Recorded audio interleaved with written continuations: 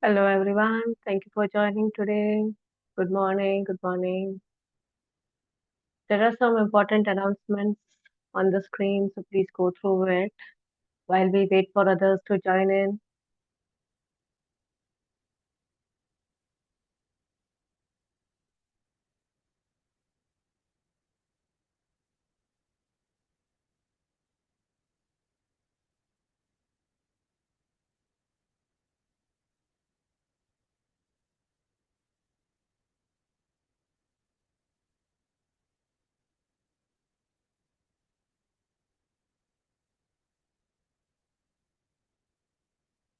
Hello everyone. Good morning. Please go through the screens. There's some important announcements, what's happening at the Mumbai chapter. So today we have Mr. Sagar who is going to have an exciting session.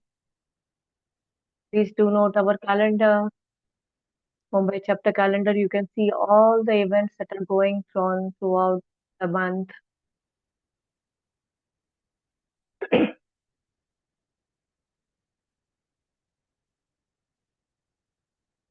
And tomorrow we are going to have an exciting in-person event, Network Mela. So if you have not registered, this is your chance. You can quickly scan the QR code and join us tomorrow for Network Mela.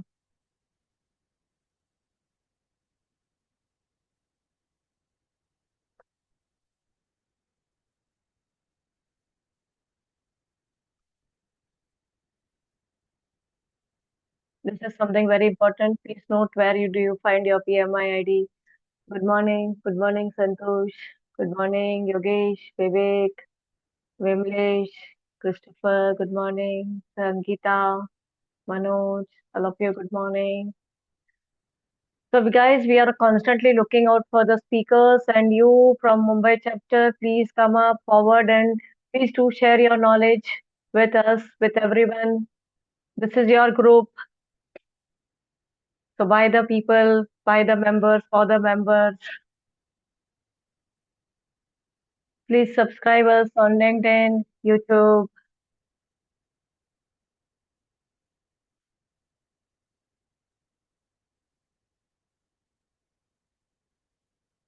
Good morning, Teja Kumar. Good morning, Milan. Good morning, Shrikant.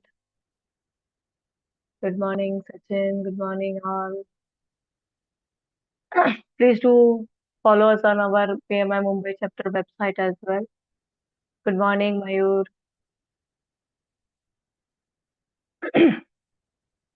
I think let's start our session.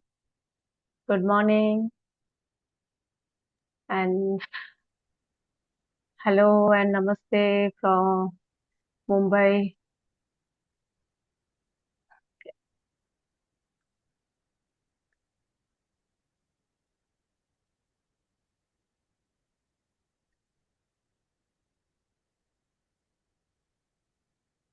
Good morning. So, good morning and good afternoon and good evening from whichever time zones you are joining. So, let's start and welcome all. So good. Today we are going to have an exciting session. We all know in AI in regulated environments. So this is something really much needed because there is so much a hype of AI, AI, AI. But we should know that how we have to control AI in regulated environments. So we are welcoming Mr. Sagar today. So we'll just a quick agenda. I will just introduce Mr. Sagar. Then I'll hand it over to Sagar. So, and then followed by a Q&A session. So, we would appreciate if you could, post your questions, keep posting your questions in the Q&A section. I hope everyone knows in the more you would find the Q&A section. So please post your questions in the Q&A section so that once Mr. Sagar completes his session, we can quickly open the Q&A and he can, start answering your queries and all. Okay. Now after that, so let's continue and then uh, so let's continue. Let me introduce Mr. Sagar. So Sagar is the founder of and CEO of Pravech Consultancy Services LLP. He is a specialized consultancy. It's an operating across three practices areas. Main thing is biometric process excellence, that is clinical data management, statistical programming, and biostatistics, AI domain intelligence for life sciences, and PMO setup and optimization. So these three areas where the Pravej consultancy services work, and Mr. Sagar is then founder of it. So with over 20 years of experience spanning pharmaceutical, biotech, and CRO environments, Sagar brings a rare combination of deep clinical research domain knowledge and structured project governance expertise. So he has led complex discipline and has trained and mentored professionals across academic institutes, industry organizations, and global CRO environments. So Mr. Sagar is himself a PMI certified PMP trainer as well, and Lean Six Sigma Black Belt. So Sagar is also published. He has also published, a book, a primer to project management. So he serves as a jury member for the second consecutive for the PMO Global Awards. Is also certified independent director, positioning him at the governance and leadership level of project driven organizations. So in this session, Sagar is from drawing from his expertise, drawing from his experience in designing governance frameworks, quality management systems, and AI readiness programs for life sciences organizations, translating regulatory expectations from FDA, EMA, and ICH into practical project management and PMO actions that any regulated industry professional can apply. So let's welcome Mr. Sagar. Sagar, I officially hand over it to you, the session. Sure. Fantastic. Thank you. Thank you. Thank you so much for the introduction. So let me just share my screen and then we can get started. Okay. So yeah, I'm sharing my screen. Just a quick check if the screen is visible and I am audible. Yes, Excellent. yes, By the time we get that, yes, yes. okay. Excellent, excellent. Thank you. Thank you so much. I'll be very transparent with everyone. So to start off this session, I actually pinged an AI tool, quite a few of these chat tools that we have. I pinged them that give me an opening line for for this session, and it suggested that a very very intricate line saying that welcome stakeholders to this knowledge transfer engagement on artificial intelligence governance frameworks. I said, no, no, no, that's quite tricky. Give me something very warm, something very human, something that doesn't sound like a formal email on a Saturday morning. So then it said, okay, what you can try is this, which is greetings, fellow humans.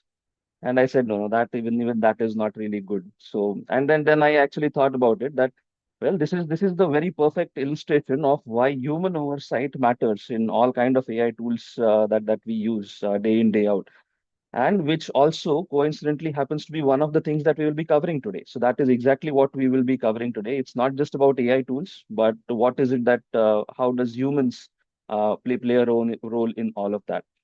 Right. So then let's get started. First of all, welcome. Thank you everyone for joining in on a Saturday morning. I understand what that means. You could be sleeping, you could be having brunch, you could be doing so many things, other things as well. But yet here you are in this session, which is fantastic. So thanks for that. But that also tells me something that you are very serious about your craft, right? So therefore, in return, let me also be equally serious, and then get through this entire session as well. Now, this session is not going to be a tour of AI tools. That's that. Let me make that very clear.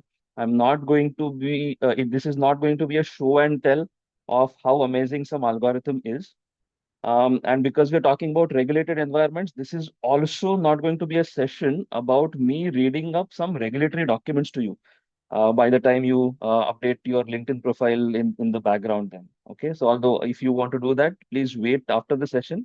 I'm sure you will have a lot of things to write about as well. What this session actually is, it is actually a session in delivery discipline, which is what we as project managers are very good at. It is about how the best project managers, how the PMO leaders, how do we handle AI initiatives in environments that are regulated, wherein the stakes are very real, wherein the regulators are always watching with a lens, where there is something called an audit trail, which has to be immaculate. Okay. So essentially, we will use pharma and life sciences as our laboratory today. That's the title, Lessons from Pharma and Life Sciences. We will talk about five real cases, five different ways in which AI can show up in a regulated environment. Each of these five cases has a direct and a transferable lesson for everyone in this room, regardless of whether you are in pharma or some other domain. Okay. And of course, by the time we wrap up with this session, you will definitely have a governance checklist so that you can take it back. You will also have what is known as five rules of thumb, something that you can apply right away, not sometime in the future, not sometime in the future, but something that you can apply right away. So that's what we are going to be talking about. Okay, so let's move on to the slides piece of it. So here's the map that we will be covering for this session. Okay, we will open with some context setting for the regulatory framework and regulatory primer that we have. Essentially, there have been not everyone in this room is from the same domain, from the pharma or the life sciences domain.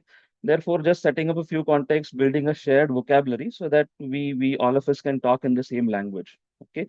Then we will move on to why is regulated AI different from what you might have experienced in other organizations.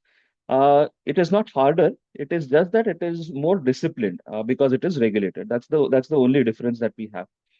Then we will definitely talk about five different test cases, five different case studies. Each one of them is a real something that has already happened. All of these have some real project management lessons that we will take up as well. And these have been chosen very deliberately. They essentially represent five distinct patterns uh, of AI in regulated context, be it an endpoint assessment, be it accelerating the drug molecule or the discovery, be it some clinical augmentation, and so on and so forth. So we'll have a look at all of these. There is also something that we will talk about, which is the governance toolkit. Okay, this is something that essentially we will take back. We can take back in our own organizations and start implementing all of that as well. And of course, we will close with some five rules of thumb that we have established, and then of course a Q&A session as well. So that's what this session is going to be about.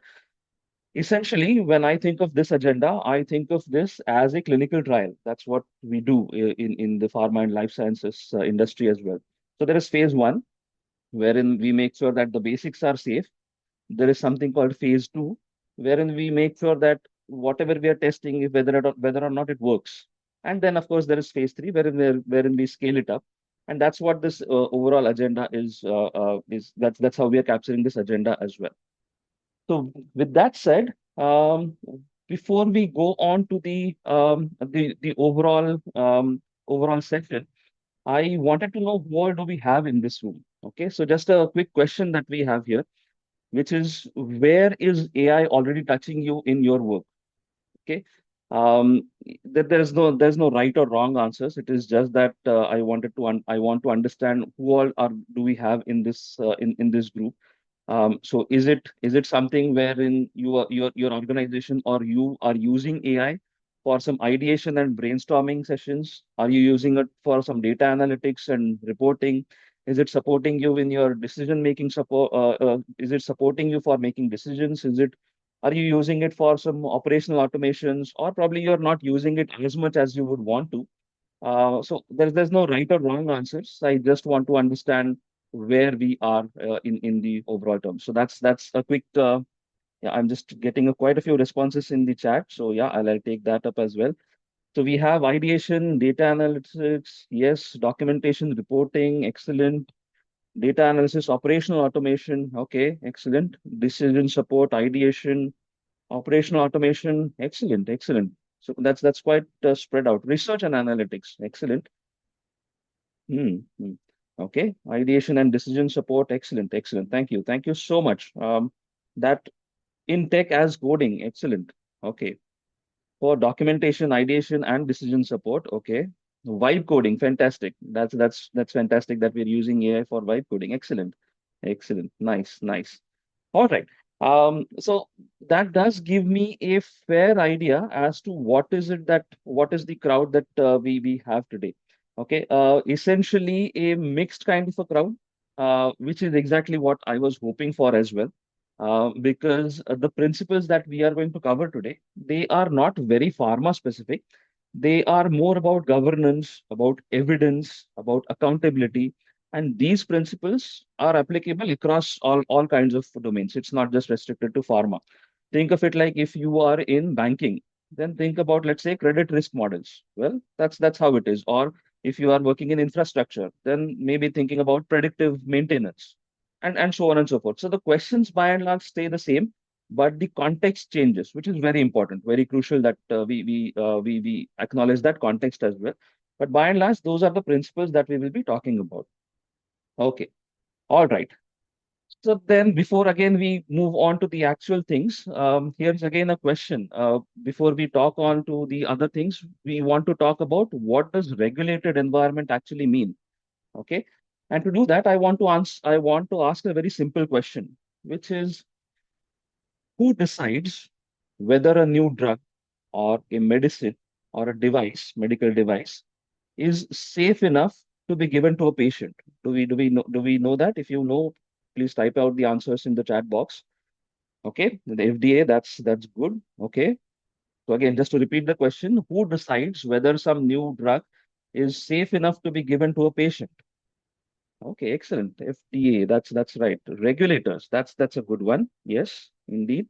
Governance Council, FDA, researchers. Okay. DGCA, okay. Health Authority of respective country, fantastic. Scientist, okay. Trial success and approval, okay. FDA and regulatory, excellent. Quality controllers of pharma, okay. Nice. That's nice. That's really nice. Research data, yes, absolutely. It is based upon data from clinical trials. Excellent, excellent.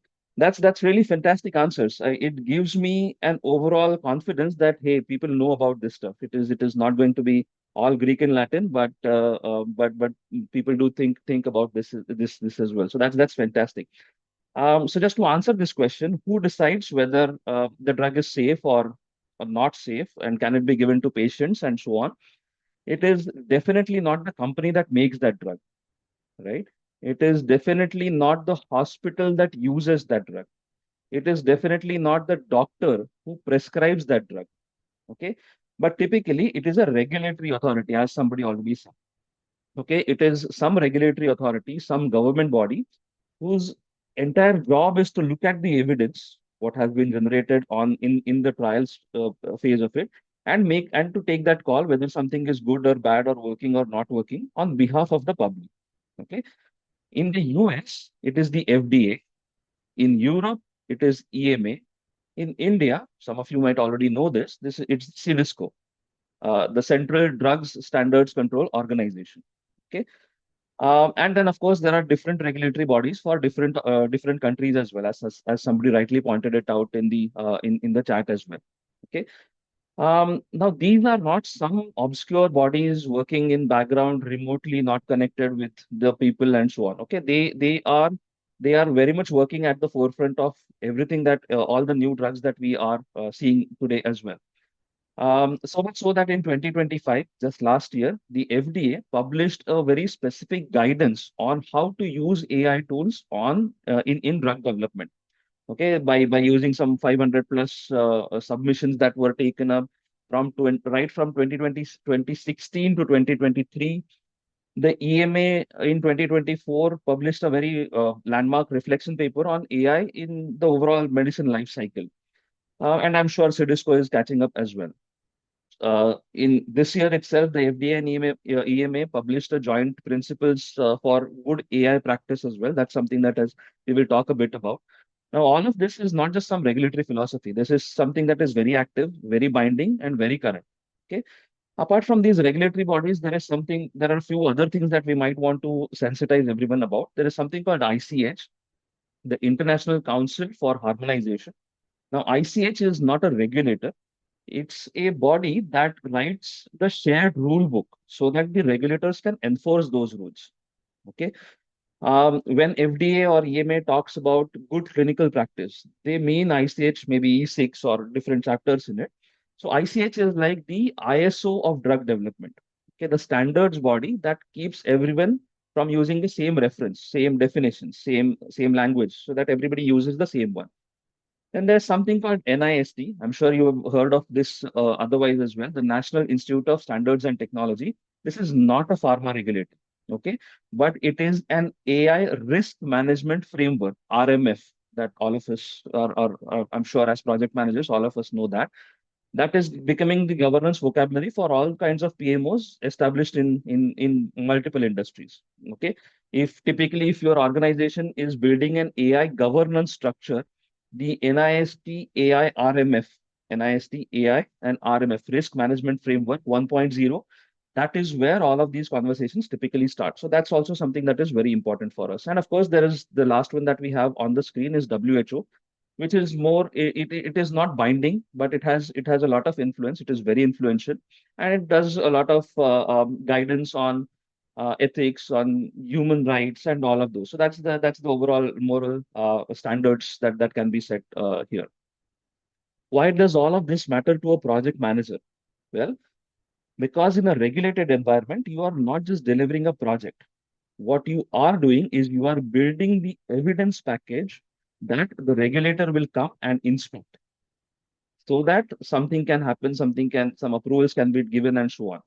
So every plan that you create, every project management plan that you create, every validation report, every RACI that you have, every decision log that you have made, all of those are essentially a potential inspection artifact. All of that can be inspected. Okay. So essentially, the quality of all the project management that you are doing is essentially boils down to the quality of your regulatory submission. So if the regulatory submission is good, then the project management that you've done is worth it. Any mistake in the actual submission, then no matter how good your project management is, it's all a failure. Okay, so that's the reason that is very important, and that's the reason these are some of the very important stakeholders for all of us, and that's how we will have to manage our stakeholders as well. Okay, with that said, let me also share this screen with you. I have what we have on the screen is essentially 12 different terms that will come up quite frequently onto these slides on our slides, be it a phase one, two, three, and so on. Now, if you want, please take a screenshot of this because I'm not going to read through all of this because you can read it faster than what I can speak. What I want you to do is to scan these terms. If there is something that you're not very sure about, well, we can talk about all of these in a slight more detail whenever we come across these as well. But then this can be a handy reference for it. So I'll take a pause here so that you can take a quick screenshot of this. One thing that I wanted to flag right now is the two terms, that is validation and testing. They mean very different in a regulated context. Okay. Typically, testing is what developers do, right? And validation is what regulated organizations do. And they essentially, validation requires a pre-approved protocol, some acceptance criteria, some kind of data. What are the proofs that you will that you will see, and so on. And also, of course, it all of these require a sign off. The validation requires a sign off from some qualified person. Okay, so that is something that is very important for us. RCT is randomized clinical trial. It's clinical trial in very simple terms. So before a drug is launched into the market, it is tested first in the preclinical and in animals and so on, then in humans or volunteers or subjects or participants as it is called.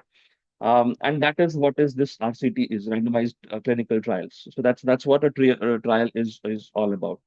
Okay. All right. So I hope you've taken a screenshot. This is for a later reference as well. So we'll move on to the next slide. Okay. Now, very, very, very honest observation here that most AI initiatives that fail in the regulated environments are not because of the reasons that you might typically expect. They do not fail because the algorithm is wrong. Okay. They do not fail because the data scientist made a mistake. They, by and large, they fail because the team moved from stage one that we have on the screen to stage three directly, bypassing the second stage, or at times moving from stage one to stage two and declaring it a victory. Okay, so that's those are the typical problems that we see. Stage one is typically the prototype. Okay, there is some model that runs on sample data. It produces some outputs, impresses the demo, impresses everyone in a demo. Everybody is excited. The leadership is excited, so excited that they even start writing the draft press release for all of this. Um, I once sat in one of the meetings wherein the team was very excited because their AI model had achieved 94% accuracy on some test data set. That's an impressive number. 94% accuracy, very good, very nice. But then nobody asked, what does that 94% mean? On what population is it tested? Under what conditions did it perform that way? What is the baseline to which we are comparing it with? Who validated this system? And so on. And these are the important questions that we will have to answer in due course so that we move from one, two to three as well. Okay. Stage two, the second one is the product itself. Okay, wherein things are good, things are working well. It's the model is deployed, people are using it. Some vendor SLA is also in place. The team has said that okay, fantastic, we have done everything. Now let us move on to develop the new product or something new, something different now. This is what success looks like from outside. From outside, things look like, hey, this is fantastic. We've achieved everything that we had to. But that is where things go missing. Okay, what is missing is an evidence package, a regulatory interaction strategy, a life cycle maintenance plan, a change control process, an inspection ready documentation that we would need, a human oversight, an SOP for human oversights that somebody has actually read, understood, and signed it off. Okay. In regulated environment, state two is not the success. It is just some liability that is waiting to be discovered at the inspection. Therefore, we have to move from state two to state three, which is more about the inspection ready intervention. Okay. This is where the COU or the context of use is locked. The risk that we had to assess, that is assessed. The validation is complete. The human in the loop or the HITL pattern that we have, it has been designed. It is not assumed, but designed very much into the process. The audit trail is live, the monitoring plan is running, and as and when the auditor or the regulator asks for an evidence package, you hand it over with confidence that this is the reason why we believe our tool is working the way it should, and that's what makes it a success. Okay. State three is not more complex than state two. It is just that it's more disciplined, and that's the distinction between complexity and the discipline, which is something that I want all of us to remember throughout this session. Okay. So essentially, this all of these things make governance part of it, AI governance, as non-optional. It becomes mandatory. Okay.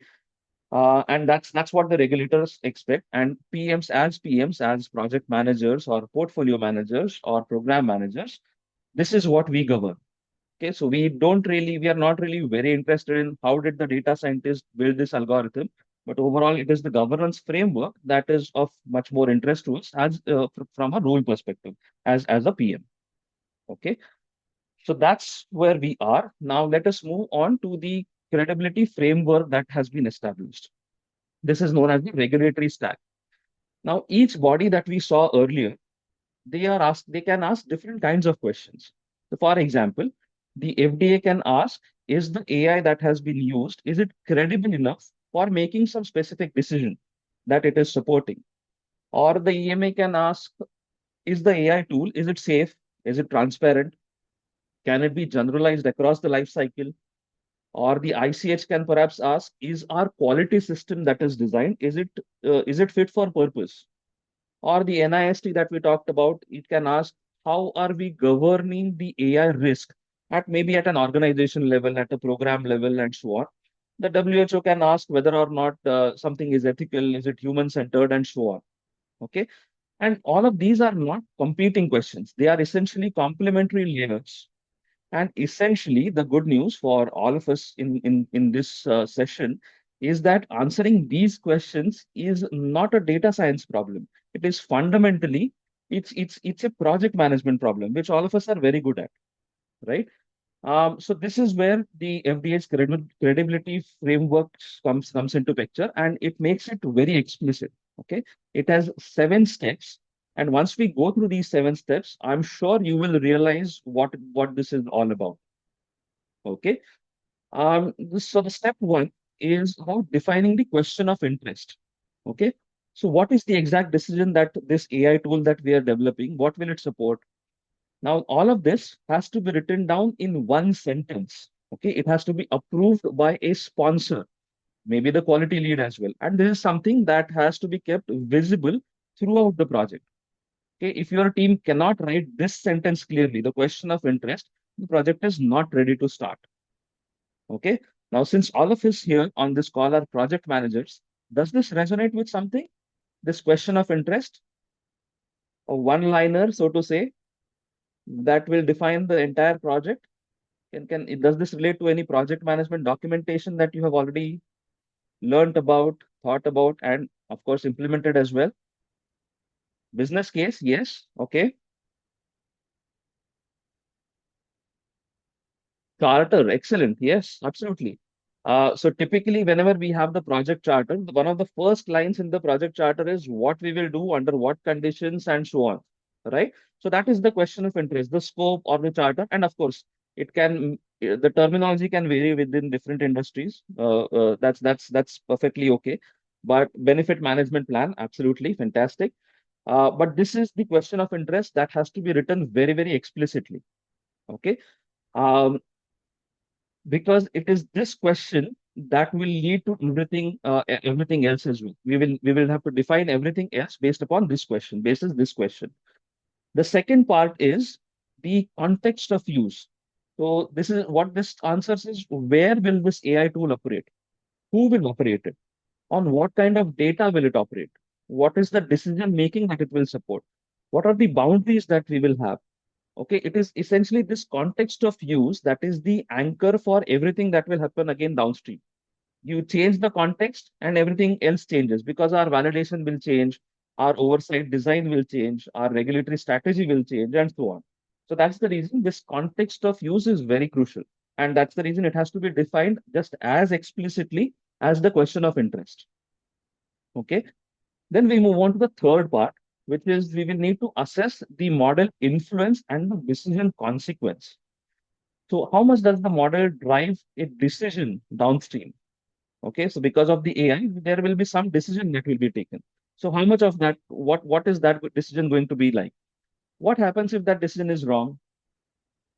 So essentially, a model that will help, let's say, a statistician draft a table of contents. If there is an AI tool which helps a statistician to draft a table of contents, that will require a very different governance model from a tool which will help whether or not some clinical endpoint is met or not.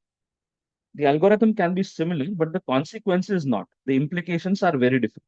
Okay, the risk-taking capacity or capability will be very different. So that's the third part of it. Okay. Then the next steps, that is step number 4 to step 7, they build the credibility plan, they execute things, they document things, they determine the adequacy, whether or not some evidence generation work plan, whether it is right, wrong, good, bad, sufficient, not sufficient, and so on.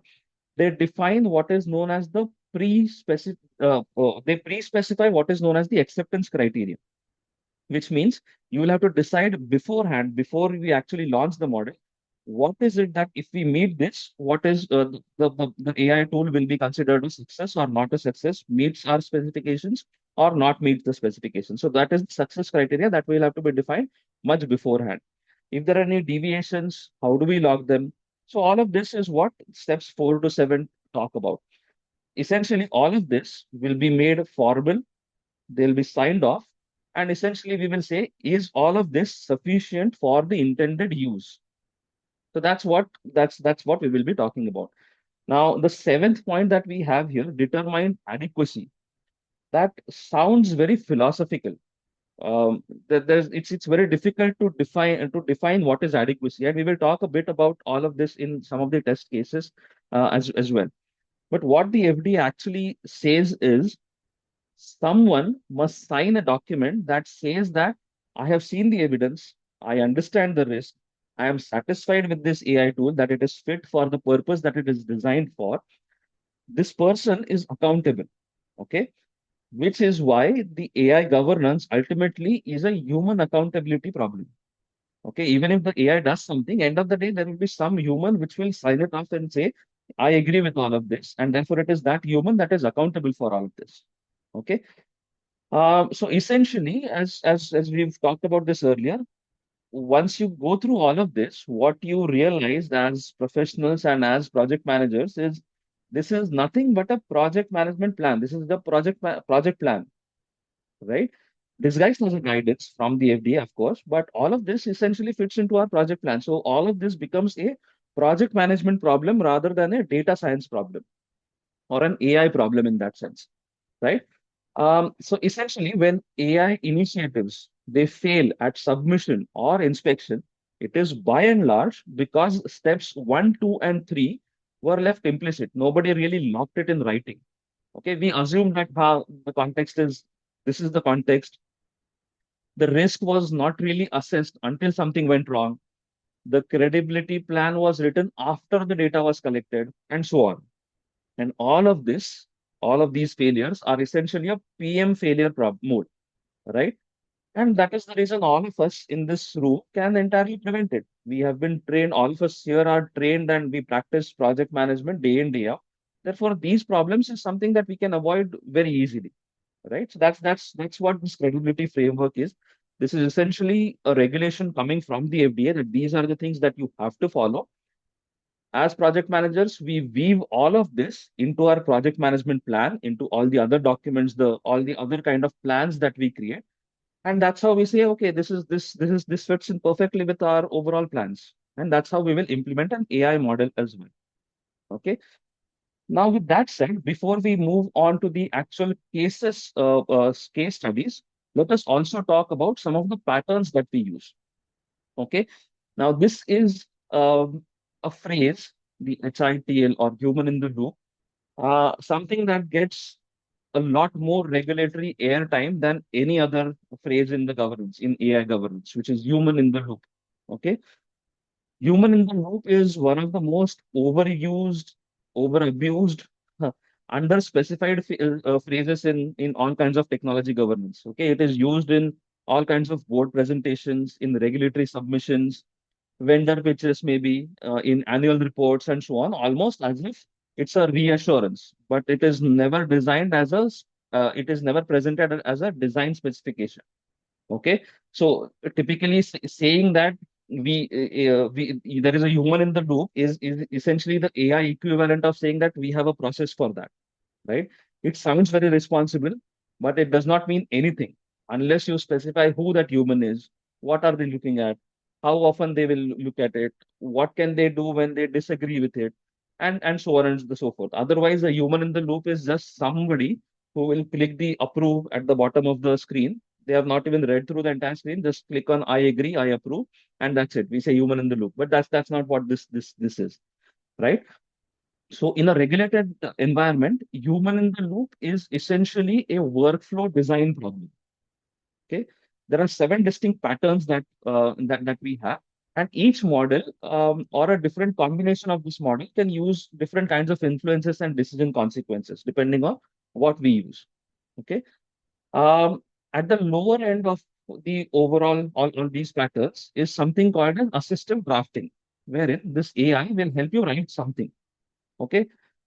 Typically, like all the GPTs that we use. So you will give it some instruction and it will give out it will draft something for you. Okay. But then a human must review it, must edit it, and approve it before it goes anywhere. And that's what is required. That's the base thing that we have. This is very appropriate for no consequence tasks. Like for example, drafting some text or generating a first cut of some data summary. Okay, this is not about human rubber stamping. Okay, this is All of these have genuinely responsible, and all of these have consequences as well. But just that at a comparative scale, at a relative scale, the consequences are low or the influence is low. Okay. As the consequence increases, you move up the stack. Okay. Right from AI with AI trials with adjudication, wherein the AI prioritizes a queue. There are 10 things that you would want to do, but then the AI will decide, okay, what goes first, what goes to which human first, and then and so on. Okay. So it is essentially a recommendation. It essentially decides, the human will decide the case, but AI will prioritize what goes to whom. Okay. Then can come the recommendation with confirmation, wherein the AI generates some recommendation and the human signs it off individually. Or there can be an exception based dual review, wherein the AI handles huge volumes and then only the discordant or the higher risk cases go to a human reviewer, maybe a second human reviewer as well. Okay. So that's how we will typically talk about it. Yes, indeed. Humans are still needed to review the AI, and then we will have a look at all of these cases as well. The next one that we have is the locked model with a mandatory sign off, wherein the model by itself is frozen before deployment. No weights can be changed. Nothing else can be changed there. But then before deployment, everything is locked, and that is what that is how things are signed off there. Okay. Then there's something called a shadow model. That's a transitional pattern, so to say. So AI runs in parallel with the existing process, and the outputs are then compared, not necessarily acted upon, but compared. And then if there is any discrepancies, if there is any mismatches, then that gives rise to further investigations as to how can we improve the AI tool here, and that's and so on. So that's how we will earn our right to go live. So to what is known as that. Only once we compare both our processes, the AI and the current one, and both of them produce exactly the same results, only then can we move on. So that's the reason shadow model is typically known as a transition model. It's a transition pattern. And of course, after all of this comes the continuous monitoring as well, wherein essentially there is a change control mechanism established for all of this. Okay. Um, Even after go live, even after the system is live, there is continuous monitoring that will happen. Uh, the governance will keep on continuing. Nothing is afterthought. Nothing is run as an afterthought. We will keep on continue to monitor this, validate this, and so on, so that in case something we feel that something is going wrong, we can act before it actually becomes a problem. Okay. Now, given all of these models, if at all you are working in, if at all you are working in any of these models, I would like to know this: which pattern are you typically using in your own environments, even if not in regulated environments? But what is the pattern that is typically used by you in your organizations? Which of these seven patterns?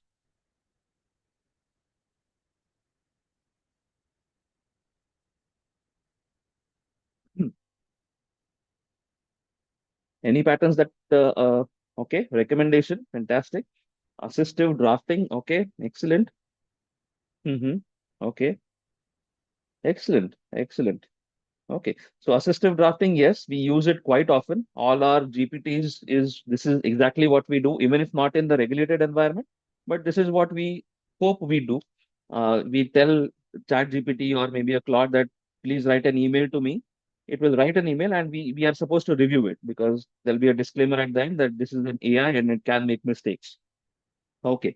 Fantastic. Yes. So assistive drafting used very often, quite often. The other ones as and when, depending on what is the consequence, depending on what is the model, we can use it. So yes, assistive drafting, continuous monitoring, assistance drafting, continuous monitoring, recommendations and confirmations. Excellent. That's good. Okay. Fantastic. That's really nice that we are using quite a few of these tools as well. The other tools that we are not using as often, but this is something that we can use otherwise as well. I mean, these are seven different models wherein we might think about as and when we come to implement it, as and when we want to implement some model, we can think about these options as well. Okay. Hmm. All right. So now let us start the fun. Okay. Okay. So there is a question that we have here. How can project managers effectively integrate AI risk and okay, excellent. This is a nice question. Having said that, I'll park this question for now. We will go through these case studies and it will answer part of your question. The part that it doesn't answer, we'll come back to it. Yeah. Thanks, Prashant, for that question. All right. So then let's start with the case studies that we have. This is where the actual fun and the learning starts as well. So this is our first case study that we have. Before we start the case study, I just a question again. How many of you have ever argued with a colleague about some subjective assessment? Okay, maybe some performance review, a risk rating, some quality score. Okay, something that is subjective, not very objective, but something that is subjective. Have you ever had an argument like this? Yeah. Very typical, right? Happens very often, especially if you and your manager or you or your reportees, there will be definitely be a something subjective there. Why did I get that rating and not some other rating? Quite often. This is something that happens very often. I agree to all the responses that we have on the screen, and this happens very often. Something that two reasonable, well-trained people look at the same data and come to different conclusions. Happens very often. Okay. Now, imagine the same thing, okay? Same disagreement is happening in a phase three clinical trial. Phase three is essentially wherein the proof of concept is already done. Phase one, we have agreed that this is safe. We agree that it is working as well. But now we have scaled it up, okay? And something that at that level, if it is going to if there is going to be a disagreement when things are scaling up, that is going to be a trouble. Now, this disagreement that we are talking about right now in this case is with three senior pathologists who are supposed to score liver biopsies. Okay. And the outcome of their disagreement essentially determines whether or not the drug will actually help some patients with some serious progressive liver disease, whether or not it gets approved. Okay. Now, this disagreement is not hypothetical. This is exactly the problem that the AIM MASH, this is a tool that was built to solve. Okay. Now, this AIM MASH is essentially an AI tool, AI-based digital pathology tool. Okay. That was developed by a company called Path AI or Path AI in collaboration with a pharma company known as Bristol Myers Squibb, BMS. It is typically known as. Okay. What this tool is, it was built to score liver biopsy studies for a MASH disease activity. What is MASH? It is metabolic dysfunction associated state of hepatitis. Okay, earlier it was known as NASH, now known as MASH. It is one of the leading causes of liver failure and liver transplants across the world. Okay, without going into the technicalities of it, in very brief, to be in the Mumbai style, it is liver ka chemical locha. Okay, without going into the details of it. Some problem in the liver. Okay, the training data set that was used for all of this, it was staggering. Okay, it was about more than a lakh or 100,000 pathologist annotations. 59 pathologists, they trained over 5,000 biopsies, 5,000 different biopsies, nine clinical trials.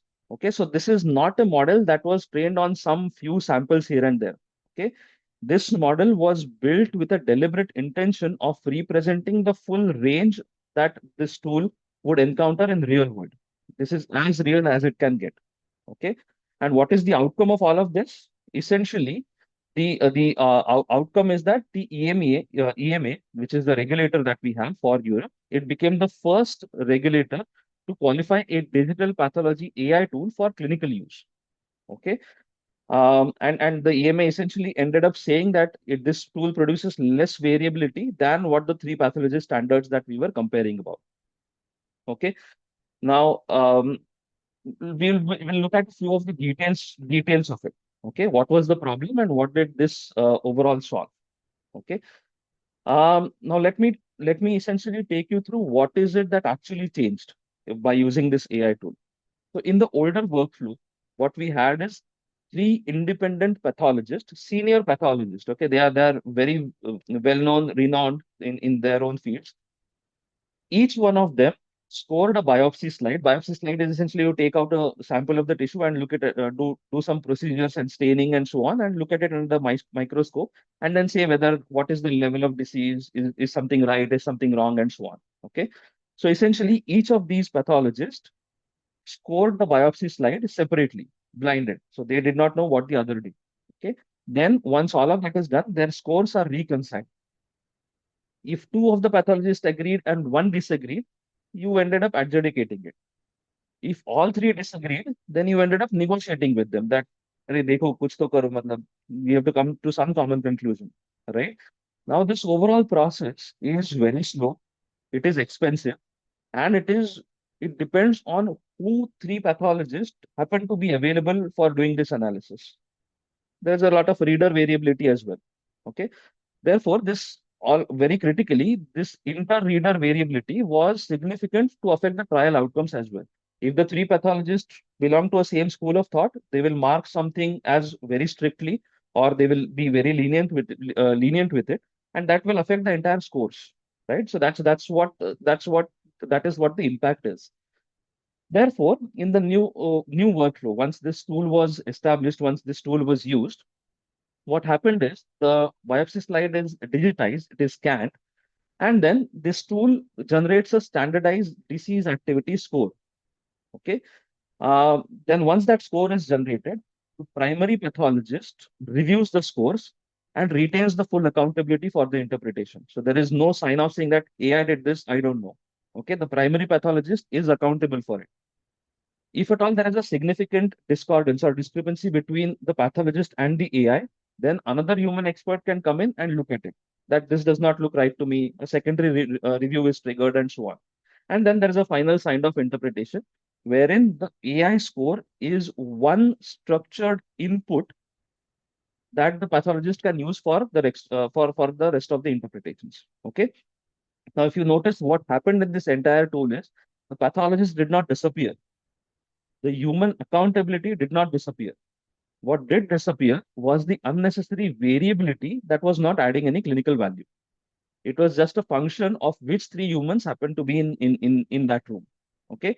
Now, the reason why this step 3 and 4 are very important is that the primary review and the discordance trigger, that is where governance sits in. That is where governance lives.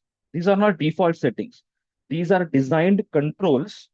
Somebody has to make an explicit decision whenever the pathologist and AI disagree beyond certain threshold, then somebody else can review it as well. The second human can review it. That decision is in the validation plan. It is in the SOP. It is in the qualification submission. It is auditable. Okay.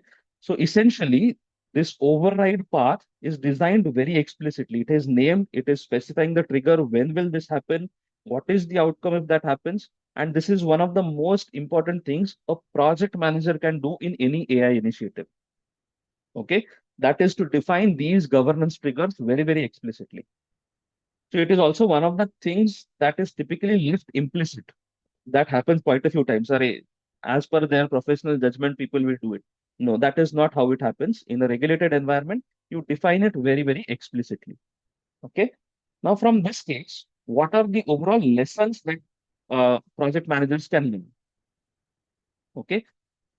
So these are five project management lessons that from this case study, which are again directly applicable to anything that you are managing otherwise as well. Lesson number one: log the context of use before you build anything.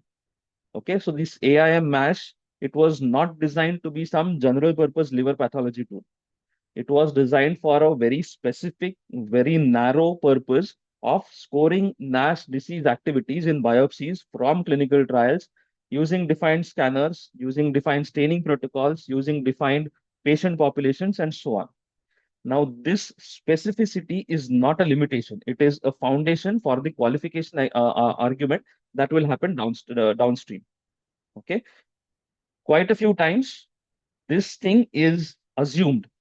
Okay, wherein the question was, let us build the tool and then see what happens. Okay, wherein the COU is not locked. We, as long as we understand, as long as we hear that there is some problem, we'll start building some tool. Hey Claude, hey ChatGPT, give me a prototype for this, and that's how we start building it. Okay. Now, that's a perfectly reasonable way to run an experiment in silico, but that is a terrible way to run experiment on humans. That is not allowed. Okay, you can't just say that, let me give this medicine and try what happens to humans. No, that is not how things work in clinical trials. Okay, so the COU has to be locked before we start building anything. Lesson number two is validate under real operating conditions. The reproducibility testing for this tool covered multiple scanners, multiple sites, multiple staining protocols, and so on. It was not about ideal lab conditions, but actual conditions that it would encounter in real life. Okay, so that's the difference between a validation plan and a validation performance. Okay, plan is for reality, not for the best case scenario. Okay, then lesson number three is design the override path very explicitly. We covered all of this, but you name the person that define under what trigger, who will review what, who will override what. Okay, specify what all will get logged. And then, of course, if it is not documented, we cannot control it. So, as a project manager, we need to control all of this as well. We need to document all of this. Lesson number four is build the training database to match the intended use. Okay, this is again a data governance lesson as much as it is a technical one. Okay, the model will learn from the data that you give it. If your training data is systematically underrepresents some population, some clinical presentations, some staining tools, some sites, and so on, that bias will run in your actual production environment as well. Okay, therefore, the training data has to match the actual intended use. Okay, and the last one is of course treat the qualification as a project work stream, not as an afterthought. So essentially, the path to the EMA and FDA qualification was not something that happened at the end of the technical work. It was something that the structure was there. The evidence generation program was run in parallel with the development. It was built into the development itself. It had its own work plan, its own evidence package, its own submission narrative, and so on. So those are the five different project management lessons that we can learn from this. Okay. All right. So then, with that said, let us move on to a second case. Okay. Am I audible? Yeah. Okay. Sure. Thanks. Thanks for confirming. Let's move on to the second case, which is slightly different kind of a story. It is not about sorry, it is not about the AI using or AI governing some measurement. Okay, it is about AI using AI to accelerate discovery itself. Okay, what this is about IPF, idiopathic pulmonary fibrosis. If you've never heard of it, that's good. But just to give you a background for it, it is a progressive, irreversible scarring of lung, which means okay. Just a quick check on the volume and on if I'm audible. Yeah, I think you are audible. Maybe just there was slight disturbance, maybe, but yeah, you are audible. Okay, sure. Thank you for the confirmation. Okay, for the IPF that we were talking about, right? Idiopathic pulmonary fibrosis. Now, this is not reversible. Okay, this is progressive. It keeps on progressing. The median, or you can call it average in regular terms, from diagnosis to the actual survival is just about 2 to 4 years. So once the diagnosis is done, 2 to 4 years is what we have. Okay. Now for this, there are two therapies that are already available or that are already approved. Having said that, neither of them halts the disease, neither of them reverses it. Okay. So therefore, if at all there is a diagnosis with IPF, the prognosis is not as good, as in it's not a very good situation to be in then. The answer to all of this is, hey, if that is the case, why don't you develop a new medicine for it?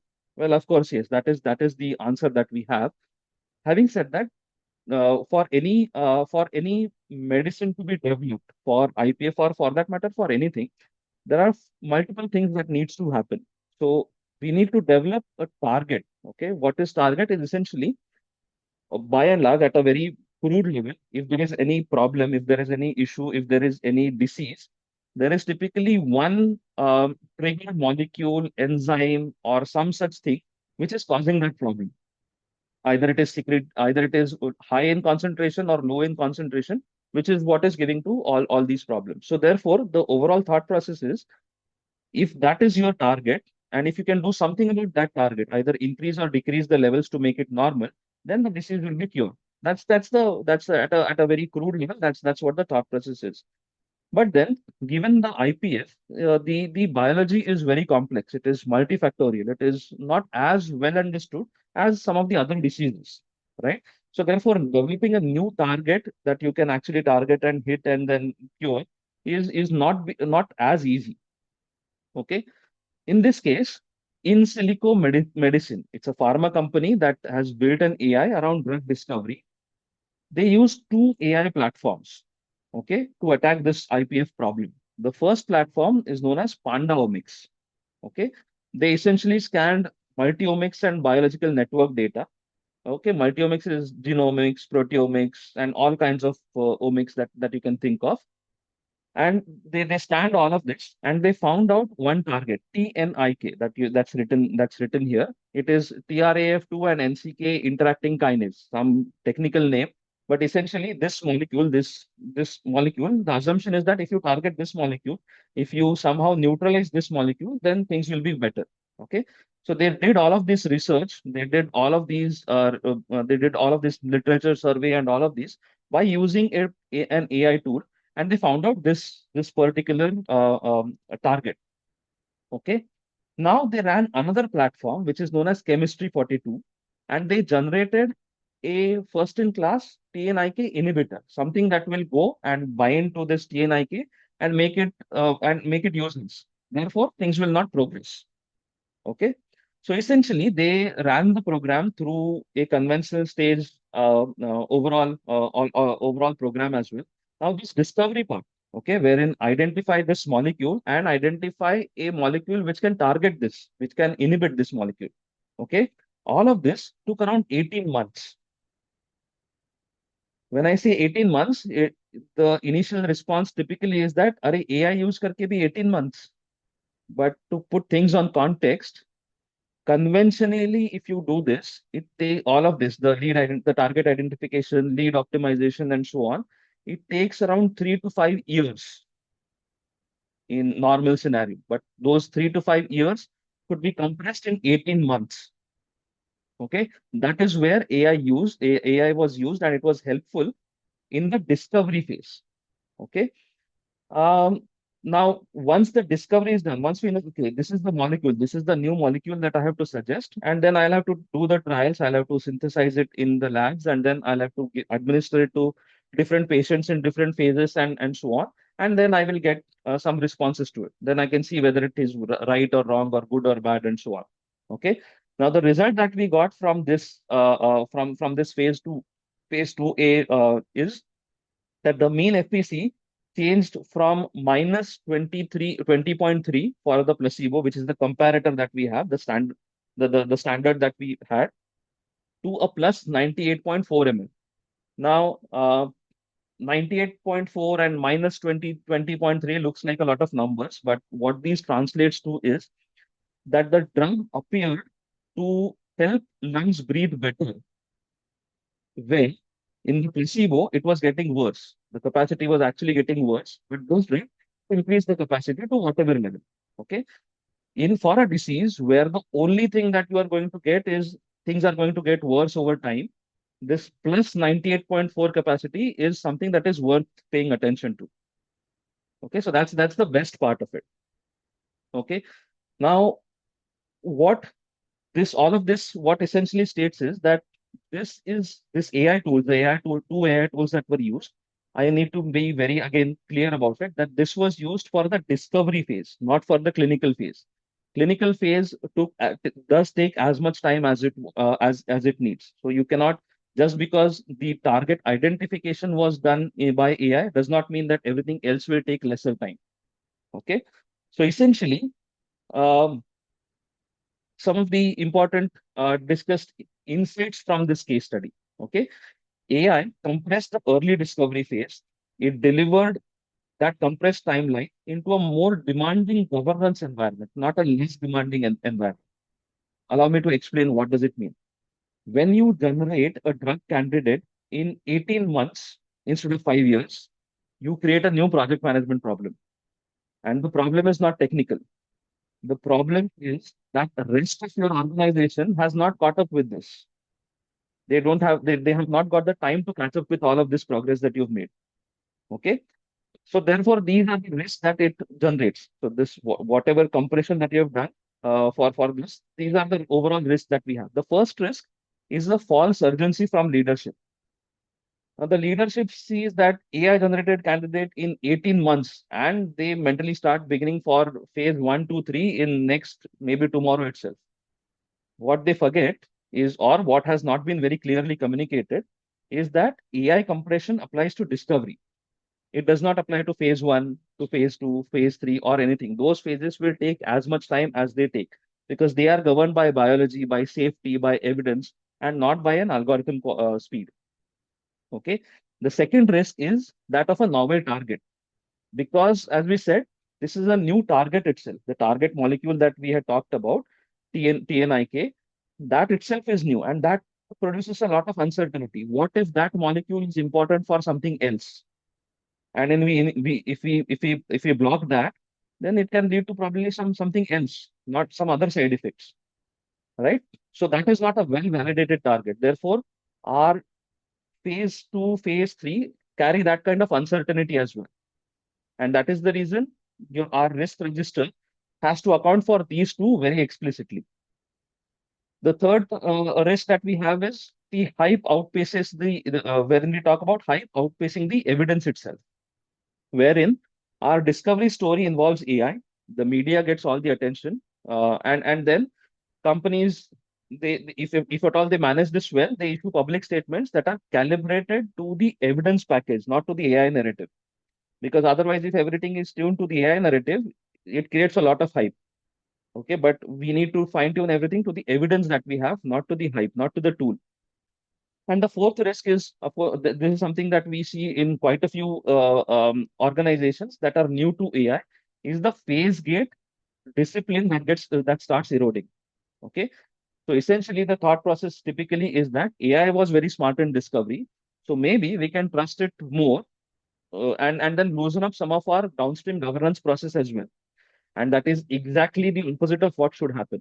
Okay, AI resulted in shortening the discovery, and therefore we have to be much better at the governance on all the downstream activities. We have to be more, essentially, we have to govern it much more. Okay. AI in research is basically governed by whom? It is governed by quite a lot of these regulatory agencies. The day-to-day governance is by is by the organizations that are carrying out this research. Okay. Uh, if we are using AI in discovery, the biggest challenge is data security and confidentiality. How can this be overcome? Well, data security and confidentiality, again, that's a typical IT/project management problem. We will come to all of that in due course. Okay. So that's the problem with that's the problem that we were talking about from the governance point for the first two cases. Now let us move on, and I'll take you through the governance checklist that we typically talk about. Okay, you can screenshot this slide. This can be reused otherwise as well. Now this is something that you can use for all of your AI initiatives right away. Okay, this is the 12-point governance checklist, and I'll walk through each one of them. Checkpoint one is the business question and the context of use. They need to be approved, not just discussed, not written in somebody's personal notes, but it has to be approved in writing by the sponsor, by the process owner, by the quality lead, by the regulatory lead, and so on. Okay, this is the COU, the context of use, and without it, as we had said earlier, every downstream decision becomes scrap. Checkpoint two is that the module influence and the decision consequences have to be rated. Okay, a simple risk memo that says that this model has medium influence on the outcome and high consequence if wrong. Therefore, we are using this model. We are using a locked model with a mandatory sign off pattern and so on. So all of this has to be again documented, one page, one decision, a lot of value that is generated downstream. Checkpoint three is data provenance has to be documented. Where does the training data come from? Who approves this? What are the transformations that will happen? Is the lineage traceable? So essentially, that is something that has to be answered with confidence, and that's something that has to be proven in the inspection as well. Okay. Checkpoint 4 is about representativeness and biases. Have we assessed that? Because our model essentially learns from data. If our data is asymmetrical, then that is what will happen otherwise. If our data underrepresents certain populations, geographies, clinical presentations, the model learns that bias, and that is how things will happen. Therefore, a bias testing plan and a subgroup review should happen before the deployment, not just after somebody raises a complaint. Okay. Validation, sorry, checkpoint 5 is validation plan. The validation plan is approved before execution, not after you see the outputs and then you decide whether things look right or wrong. No, it has to be decided before the execution. The acceptance criteria have to be pre-specified. Okay, that is one of the most common governance gap that I see in all kinds of AI deployments. That the team builds the acceptance criteria around the results rather than the other way. Okay. Checkpoint 6 is human oversight is designed, not implied, but designed very specifically. There has to be an SOP. It names who reviews it. It defines when can they override. It specifies when will things get escalated, what will be logged, and so on. So essentially, if the SOP says the reviewer will use their professional judgment, that is not a control. That is just a hope. Okay, so we don't use professional judgment as the only thing. We need to specify when will what action be applicable. Okay, because we will make all the humans there accountable, and we will see a case study for that as well, wherein that accountability failed. Thereafter, checkpoints 7 onwards, 7 to 12, essentially they cover audit trails, vendor accountability, monitoring, regulatory interactions, strategy inspections, and so on. Okay. Um, what I want to point out in this case is 8 and 9 specifically, which is one is about vendor accountability. Okay. If the AI tool is provided by a third party, then we will need a contractual language that gives us the right to audit their changes, requires some notification of the model updates, and freezes the version that we have validated. Okay. So essentially, a vendor update that changes the model after we go live is a change control event, and we need to have a specific control on that. Okay. So if our contract does not reflect that, then it's an uncontrolled dependency. We don't want to get into that. So therefore, vendor accountability is just as important. You might outsource responsibility, but accountability cannot be outsourced. So even if there is a RACI model that you have, accountability stays with you. Okay, that's what typical regulators say as well. And the ninth point that I wanted to talk about is the monitoring part. Monitoring essentially is the beginning of the governance. It is not the end of governance, because over time, models can drift, data distributions can shift, user behaviors can change. Okay. Therefore, a model that was validated 6 months ago may not be fit for purpose today. The monitoring plan, what are the drift thresholds, what are the retraining governance, all of this has to be in place before we go live. It should not be triggered after something goes wrong, but all of this has to be there before go live.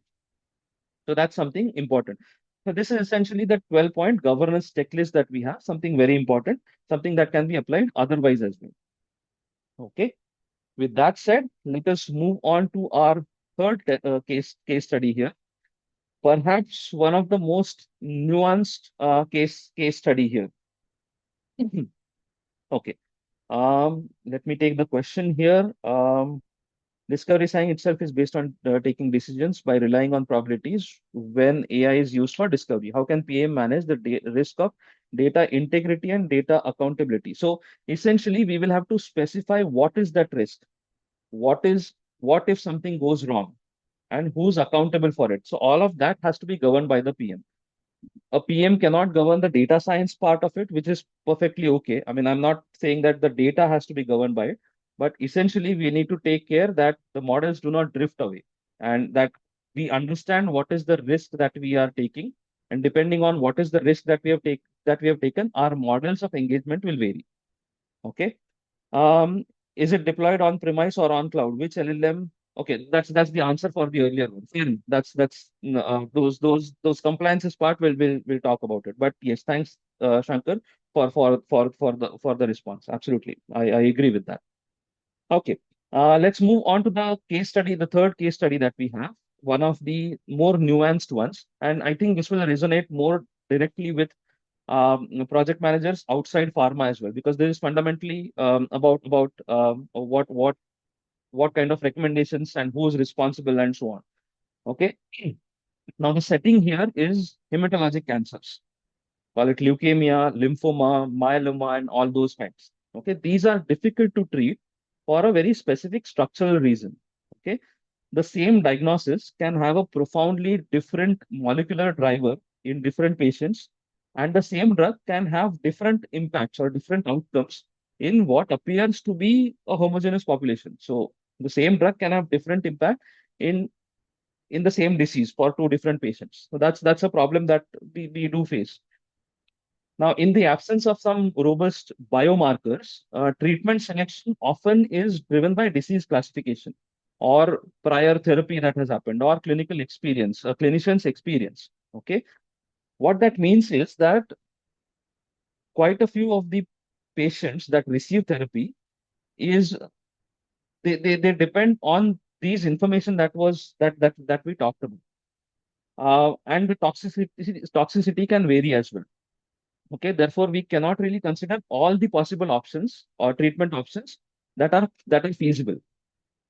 There comes pharmacoscopy, which is a technology essentially developed by ETH Zurich that takes a different approach. So instead of prescribing a drug response from genomics, so what happens is, okay, for this kind of population, you use this drug, it has historically been better.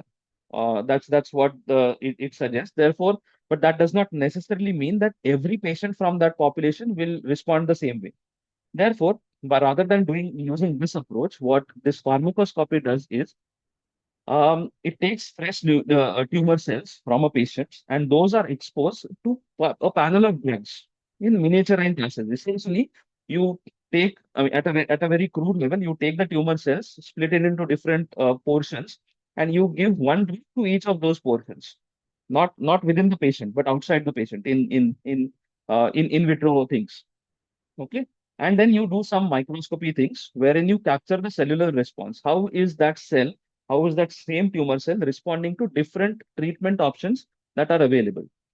And the result is essentially a personalized drug sensitivity profile from this patient's specific drug cells, cancer cells, right?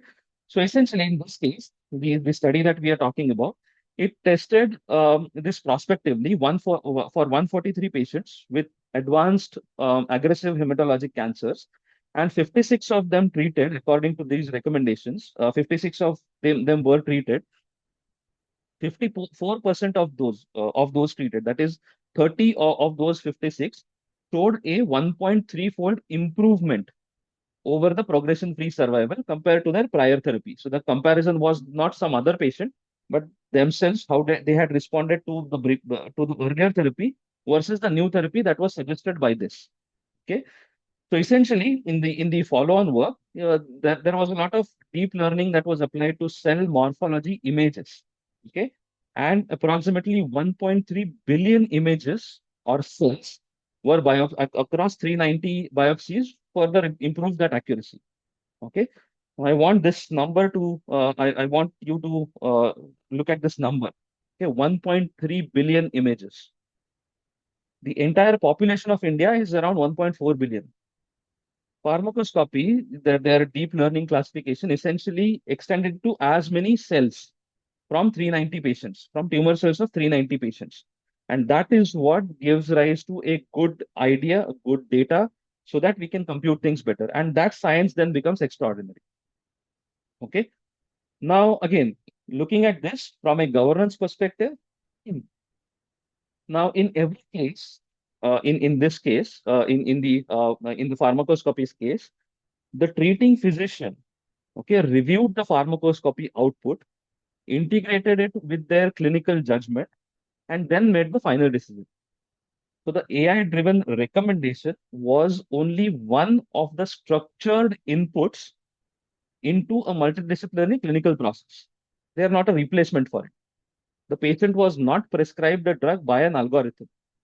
The patient was prescribed a drug by a physician, by a doctor who had access to better information that they would not have otherwise. Okay. And that distinction is not just some semantic, some grammatical thing. Okay. It's the distinction between augmentation and replacement. And that is the line where AI governance discussions they are, because typically just saying that AI assisted decision making, it sounds way better than saying that we built a system wherein an human is required to review every output, but we have not actually designed it, and so on and so forth. Yeah. So risk versus benefit. Yes, that is right. So it is essentially drills down to a risk versus benefit, risk benefit ratio there.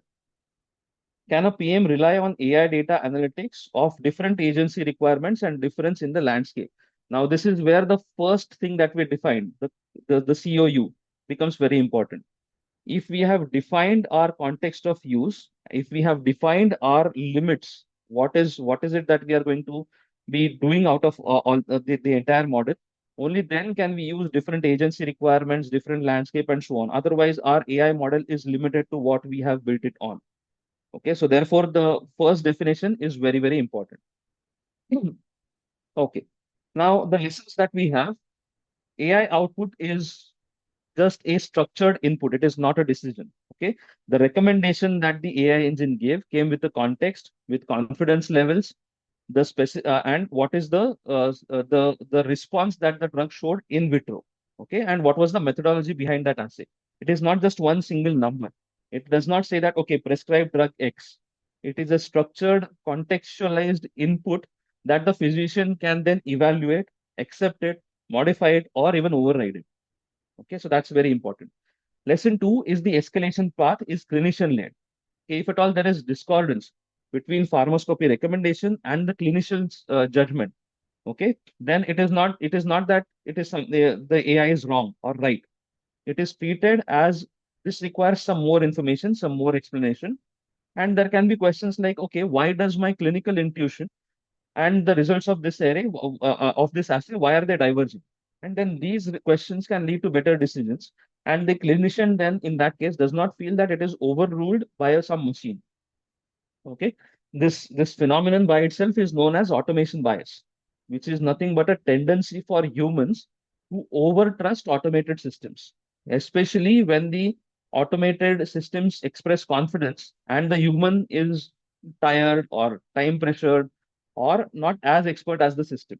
So typically automation bias is the reason that when a human in the loop without a well designed override path that does not stay a governance control.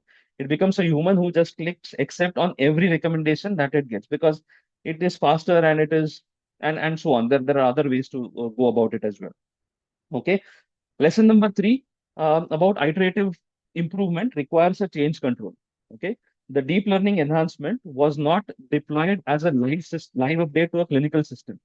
It was validated on a defined data set, compared against some original methodology, and then added to the pipeline only after the performance was confirmed.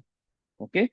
So essentially, if at all your AI vendor releases an update and deploys it to your production validated environment without a change control process, that's a governance failure. That is a technical inconvenience, yes, but that's a governance failure. That is what we don't want here. Lesson number four is, of course, trust is built through outcomes, not just claims. And the exact program generated outcomes data so that it was used to justify the broader adoptions as well. And clinicians in this case were not asked to just trust the algorithm based on faith. They were shown evidence that this is a model of AI deployment in a high consequence environment. Therefore, all those permutations and parameters were also demonstrated. Lesson number five is data heterogeneity is a project risk. Okay, fresh biopsies. This relates to one of the earlier questions as well. Fresh biopsies from different centers can have varying quality. They can have different preparations. They can have different imaging conditions, and all of that. All of this can affect what the AI can see and cannot see. Therefore, the team has to validate this across sites explicitly, not because it was convenient, because every site there will be some variability, some kind of differences there, and that is what puts the patient at risk. Therefore, all of this has to be validated very, very clearly. Okay. So that's the third case study. Then we have two more case studies, which we will go on to very quickly. We will not go into a lot of it, but this is something more of an information kind of a thing.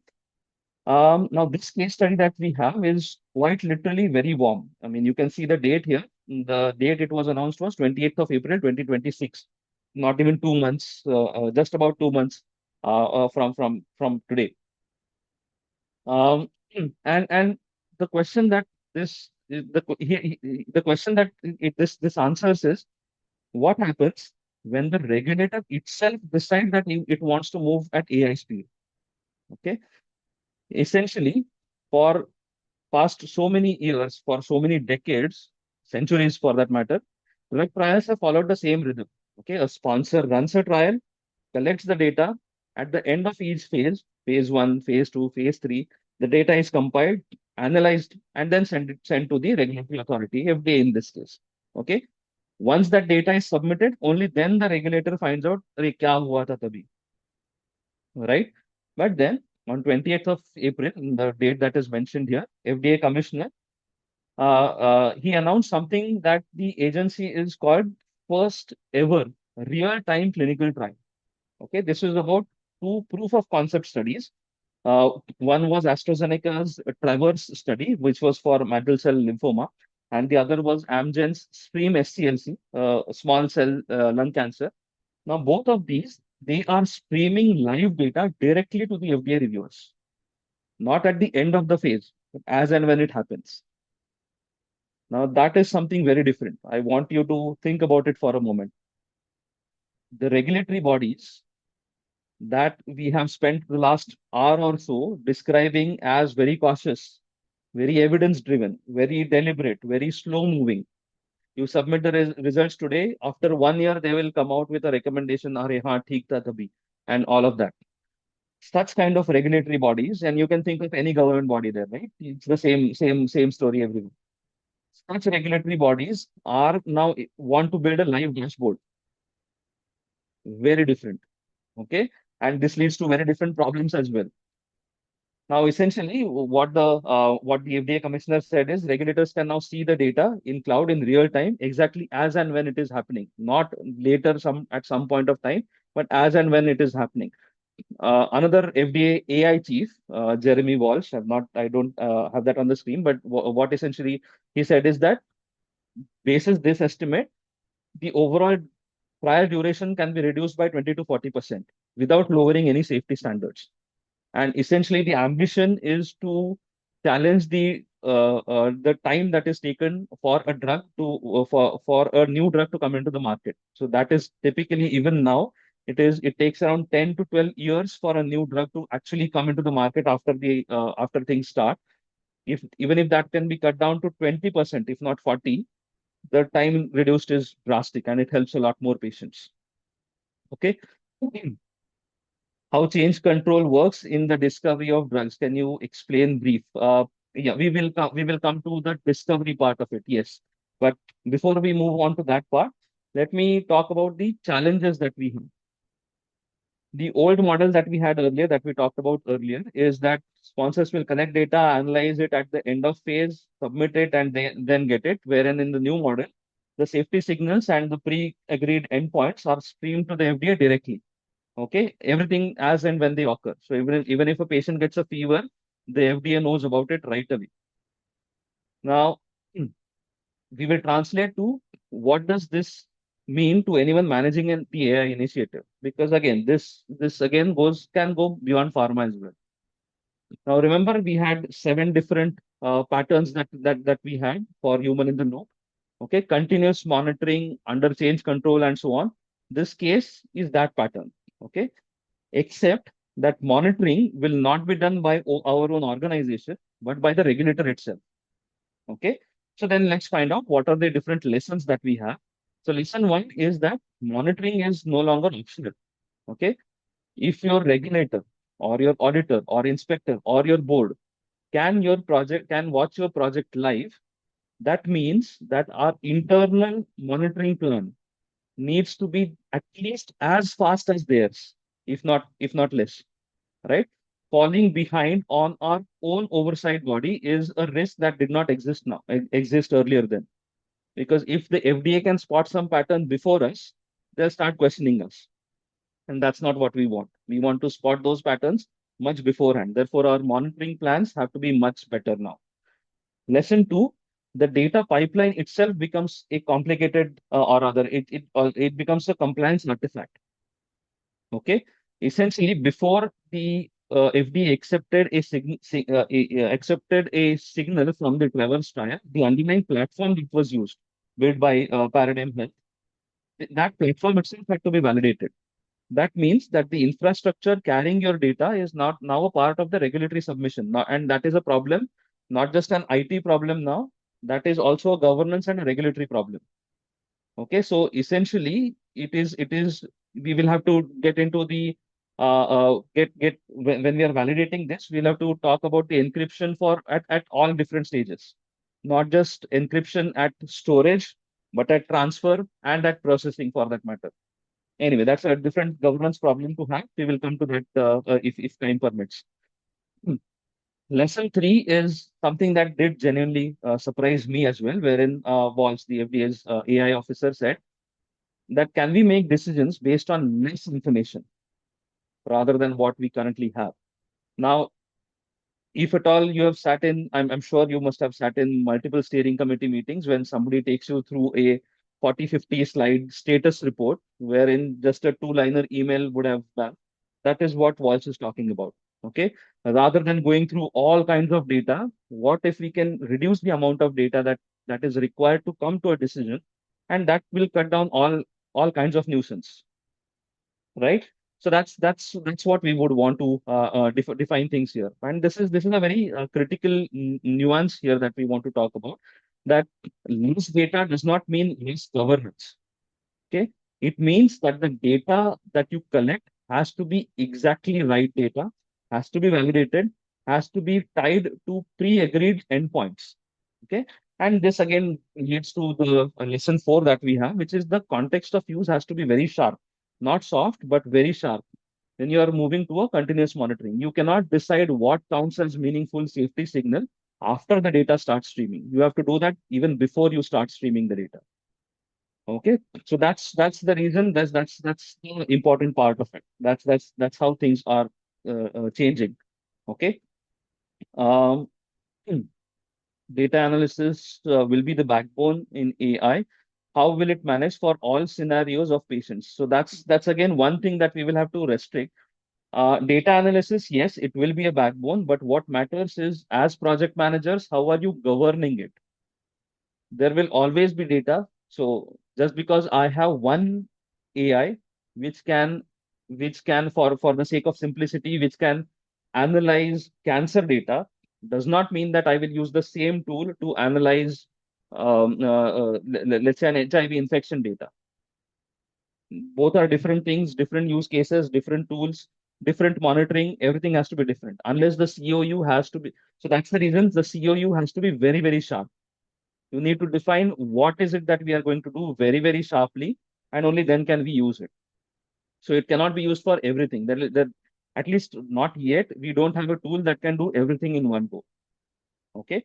Real-time monitoring by regulatory is already present in telecom domain. What makes compliance even more critical?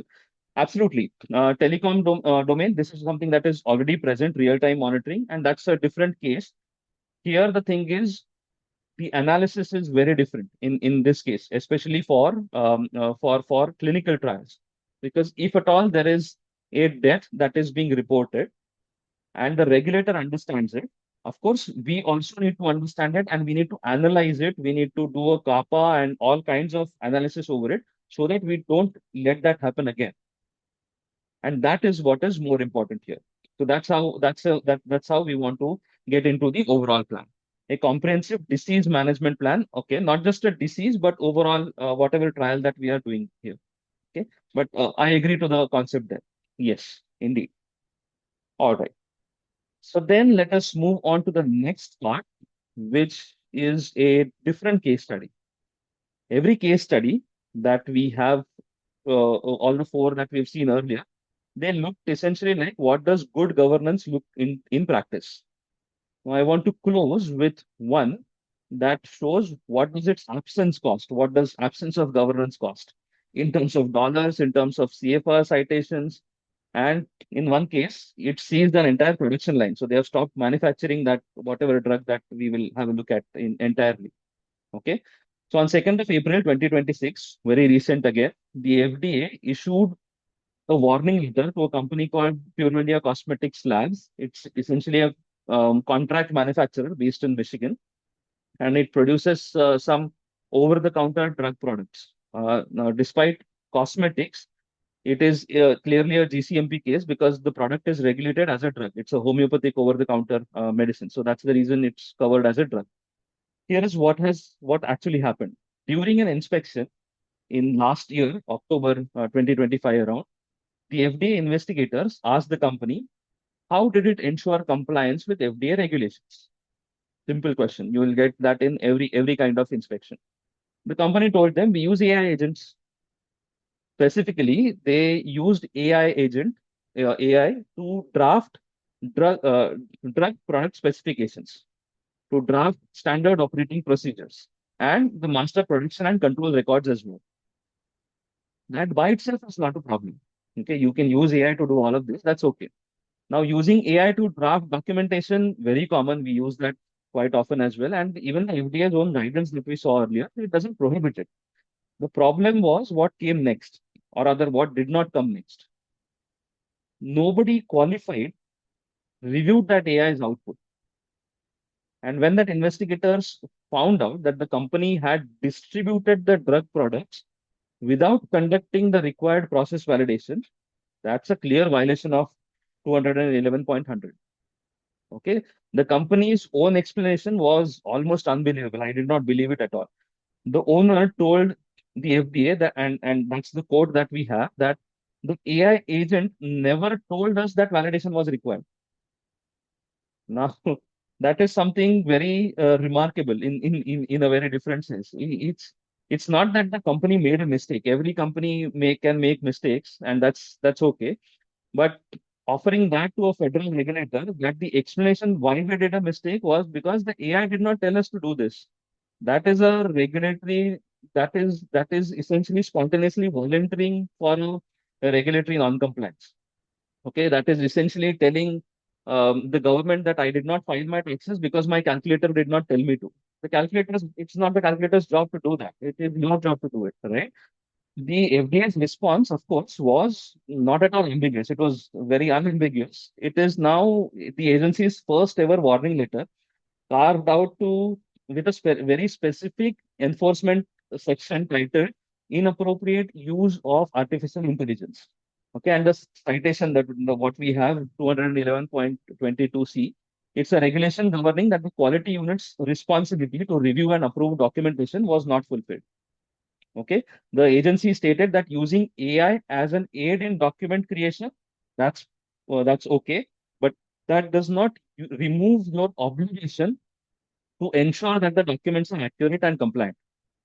And then, of course, the company has seized that drug production entirely. Okay, so that's as bad as it can get. Now, this essentially points us to three different failures, three stack failures, not just one. Okay, um, the AI tool by itself did not fail Purulia. Okay, it is just that there was nothing for it to plug into. Okay, there was no functioning quality unit underneath it for the AI to check its output against. Okay, so I'll walk through these three points here. Failure one was the management decision. At some point of time, somebody in the leadership decided to substitute AI for the in-house regulatory expertise. They had some in-house regulatory expertise, but then they said, no, no, I don't want all of this. AI can do it.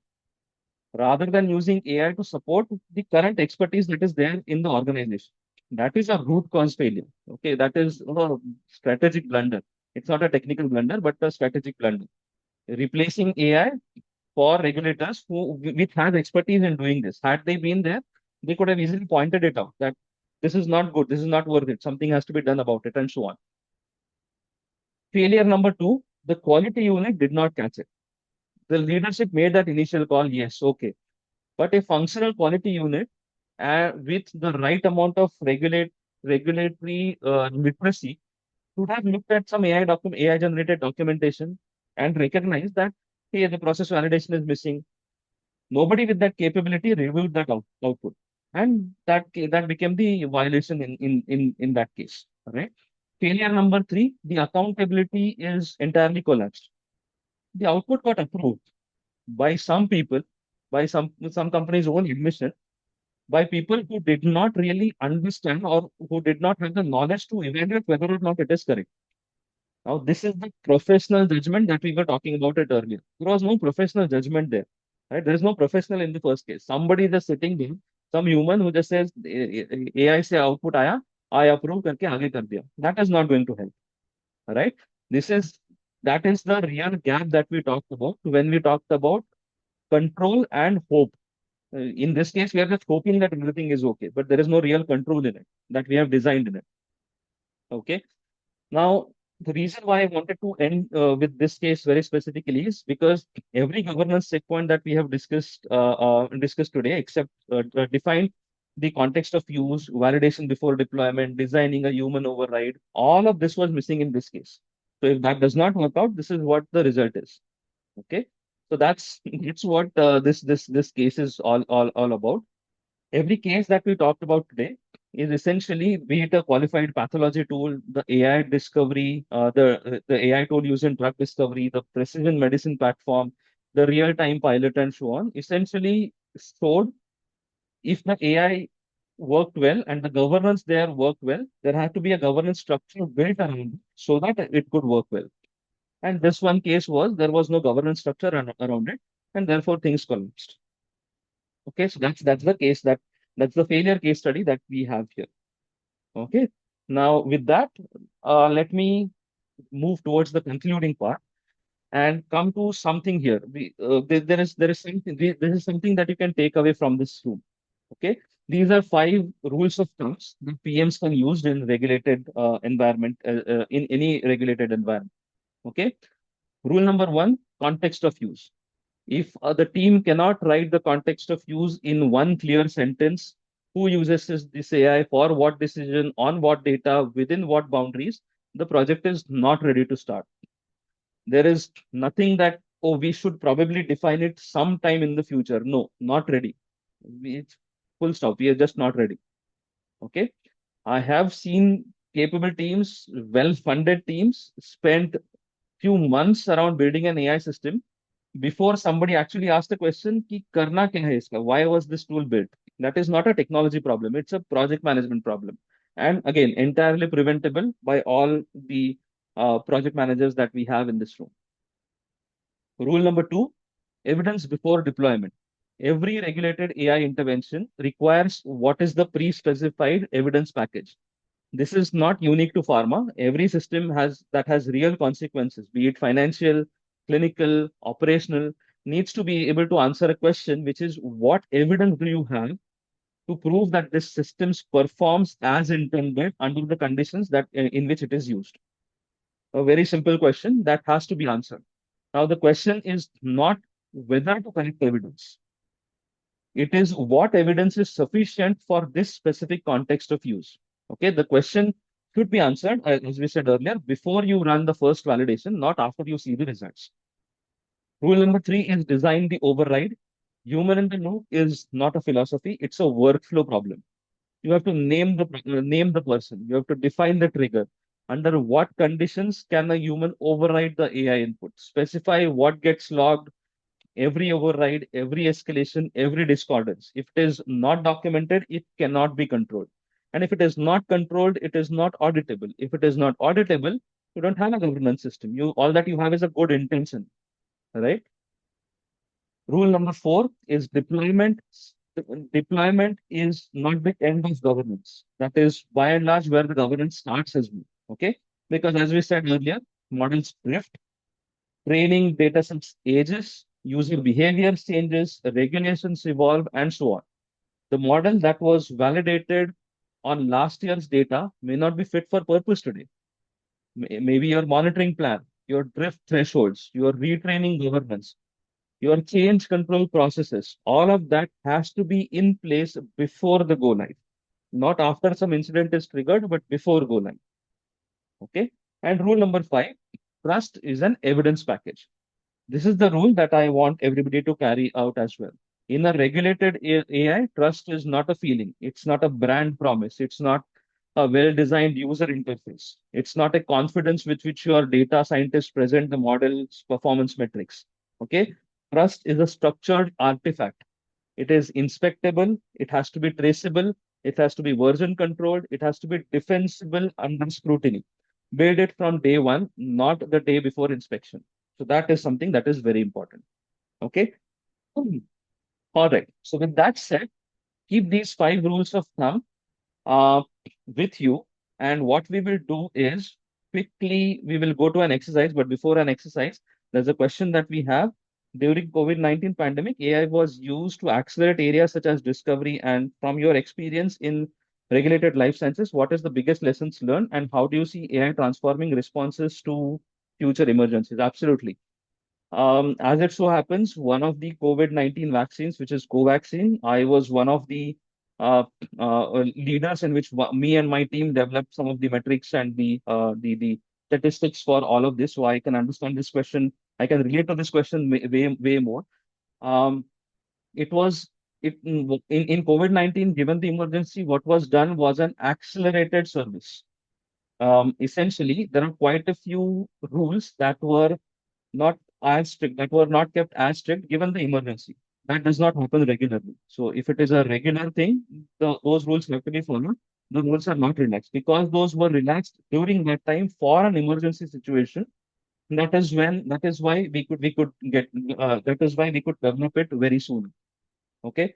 Um, can AI do this? Yes, the answer is yes. The case number two that we have that we thought about, wherein AI accelerated the drug discovery phase, the vaccine, the new vaccine or the new development that was done, that was accelerated. But that does not mean that the rest phases, the testing phases can be accelerated as well, unless there is some emergency situation. If at all that is the case, then of course the government or the regulators themselves come up with things. Then in that case, there are these things that are loosened up. There are some regulations that are loosened up a bit for practical purposes and for a very specific temporary basis, and that is how we deal with it. Okay. So yeah, that's how we are dealing with this. And of course, we will use AI as and when we require as well. Okay. To end this session, what we have is essentially take a screenshot of this five rules of thumb, and in the next slide, what we will do is I'll present five different scenarios, five different sentences, and if you can give me what is the rule that was being violated here. If you can tell me what is the rule that was violated, and you can type out the numbers as well. Okay, 1, 2, 3, 4, 5. You have this in on your screen as well.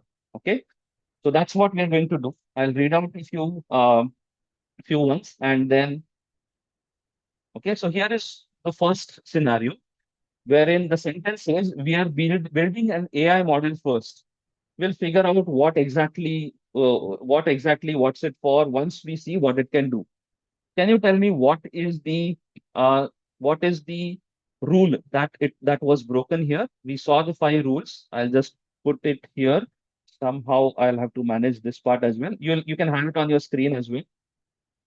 Okay. So for the first one, what is the rule that is being broken? It's the COU part. Yes, it is the first one. Absolutely. Okay, fantastic, fantastic. Thanks. Okay, things are working. You've understood well. And thank you. Here's the second one then.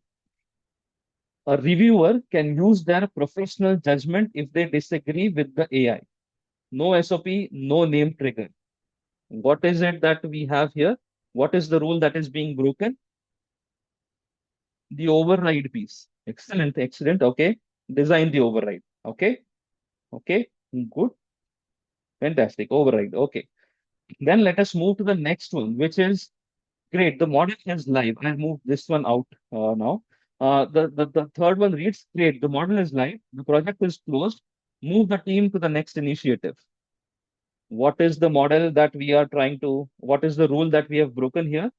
That now that the model is live, that's about it. We don't need anything else. Yes, it is. It is about governance. Yes, it is about governance. That deployment starts the governance as well. So it does not. Nothing ends with go live. The governance starts there. Absolutely, it is four. Fantastic. Okay. Then the next one that we have is the pilot looked great. So we are calling it production. No need for a separate validation step.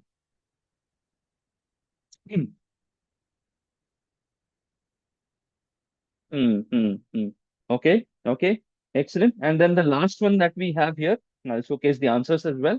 The last one that we have here is our data science team is confident in this model, so we don't really need a separate audit trail.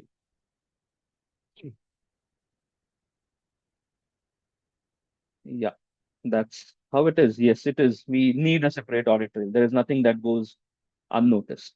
Yep, absolutely. So here is the result that we have that we've used for this. Okay. The context of use, you can take a screenshot of this as well so that you can match the answers. We just have about 10 minutes there. We'll close the session in just a few minutes now. Okay, excellent. But given the responses that we are getting, I am getting a feeling that yes, this has been well taken, and the thumb of the rule of thumb are well answered as well. So that was really this. The deck of the session, yes, I will share it. I will share it over my LinkedIn as well. So that's something that we can take up this as well. Okay. But before we move on to the questions, here is a list of references that I have used for making all of this presentation. And then before we go on to the Q&A part, I want to leave you with this sentence here. This is something that I always use for all of my AI that we develop and inspect and so on. It is in regulated AI, trust is not just a feeling, and governance is not just bureaucracy. Both are always part of the product. Okay. So your AI system, however impressive the algorithm, however clean the interface, however enthusiastic your development team, will be evaluated by regulators, by auditors, and ultimately by patients, by citizens, by clients who it will serve. It will be evaluated on three things: the quality of the evidence that you have generated, the integrity of the oversight that you have created about this overall project, and the accountability that is embedded in the governance of this tool. Those are the three things that are not the constraints on your AI project. Those are the conditions under which it can succeed, right? So I started this overall session by saying that this is not about AI tools. This is about deliberate discipline. And I hope all these few minutes that we have made this concrete with five cases, five different AI patterns, but one consistent lessons that the teams that get regulated AI right are not the ones with the best algorithms, but they are the ones with the most disciplined governance. Okay. So with that said, well, my contact details are on the slide. I will share these slides as well. And if there are any questions, I can take this up right now. Maybe you can message me on LinkedIn. Or if not, I will also be happy to cover this entire session, or rather, happy to take on these questions in person for when we meet tomorrow. I hope all of you have registered for the networking event that we have tomorrow, uh, especially those who are already in Mumbai. But yes, if there are any questions, I can take this up right now, or then in the in-person session, in person when we meet tomorrow as well. So yeah, the floor is all open now. Thank you. I think this was a wonderful session, Sagar. We have some queries still pending, so let's go one by Sure, one. We sure. start with the last one. I think Purnima is having. I am working as a quality and compliance specialist certified as ISO 9001 and ISO 42001 lead auditor and currently working in AI governance team. So how does doing PMP certification help me progress in my career and what's the scope of it? Yeah, that's a valid question. And I will answer this question the same way I typically answer all my students when I'm doing PMP training. PMP certification has to be a side effect of the learning that we get while we are in the process. So we will learn PMBOK version 8 now. That is live. That will be live in just a few days. The exam will be live in just a few days. While reading the PMBOK and all the other materials that we have, what gets clear is how do we want to run a project. It is not about that there is some objective and everybody runs through it, but then what are the other options that all of us have as and when we move towards any project goal that we have. So every organization, we will work in some or the other projects, absolutely. We will we will follow our own SOPs or whatever different methodologies that we have as per our organization standard practices. As a project manager, as somebody who wants to get the projects executed, PMP preparation will tell us what are the other options apart from what we already know in the organization. What are the other options that are also available?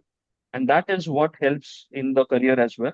PMP certification, yes, that becomes a side effect once you understand all of this, and that does help. Uh, Certification by itself does help in getting us a foot in the door at least, if not anything else, so that we can go ahead for the interviews and so on. Yeah. A very long answer, but yeah, it Yeah. helps. Yes. Okay. There is another question from Sudhindra Mudal. How change control work in discovery of drugs? Can you explain it in brief? Yeah. In discovery part, there are two things to it. One, there is one molecule which is already present, and there are some variations that we are doing to to this molecule. What I mean by that is maybe you will add a OH link somewhere or some such molecule. There's some different salt of it, and that kind of change control is via a different process. You will have to establish its equivalence and availability and all of those, and that is how you will establish the change control there. That is how you will control the change there. That's one part of it.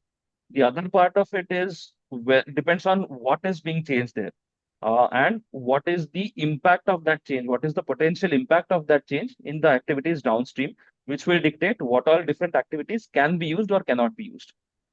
So again, that's a short answer in that sense, but it will depend on what is that change that we are involving.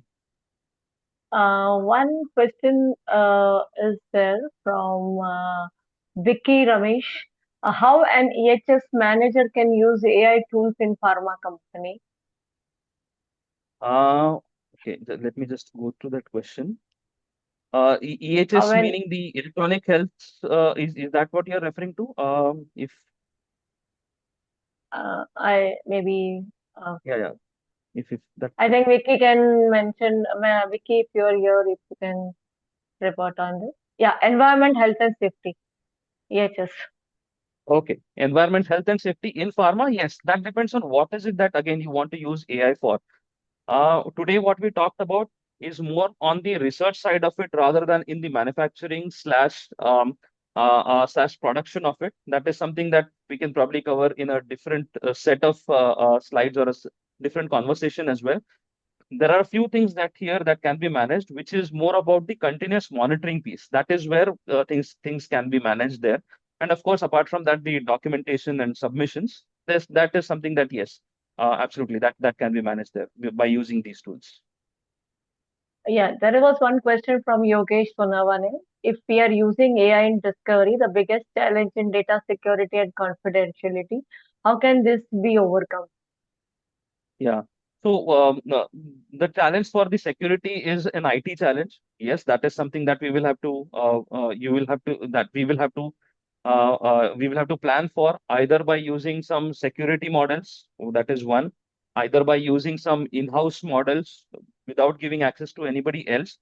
Having said that, a recent case, I don't want to name the company, it will be in the newspapers sooner rather than later, um, wherein their AI model was leaked out. Their engine itself was leaked out by using certain GitHub accesses and so on. But that is a risk that is current, that is very much valid.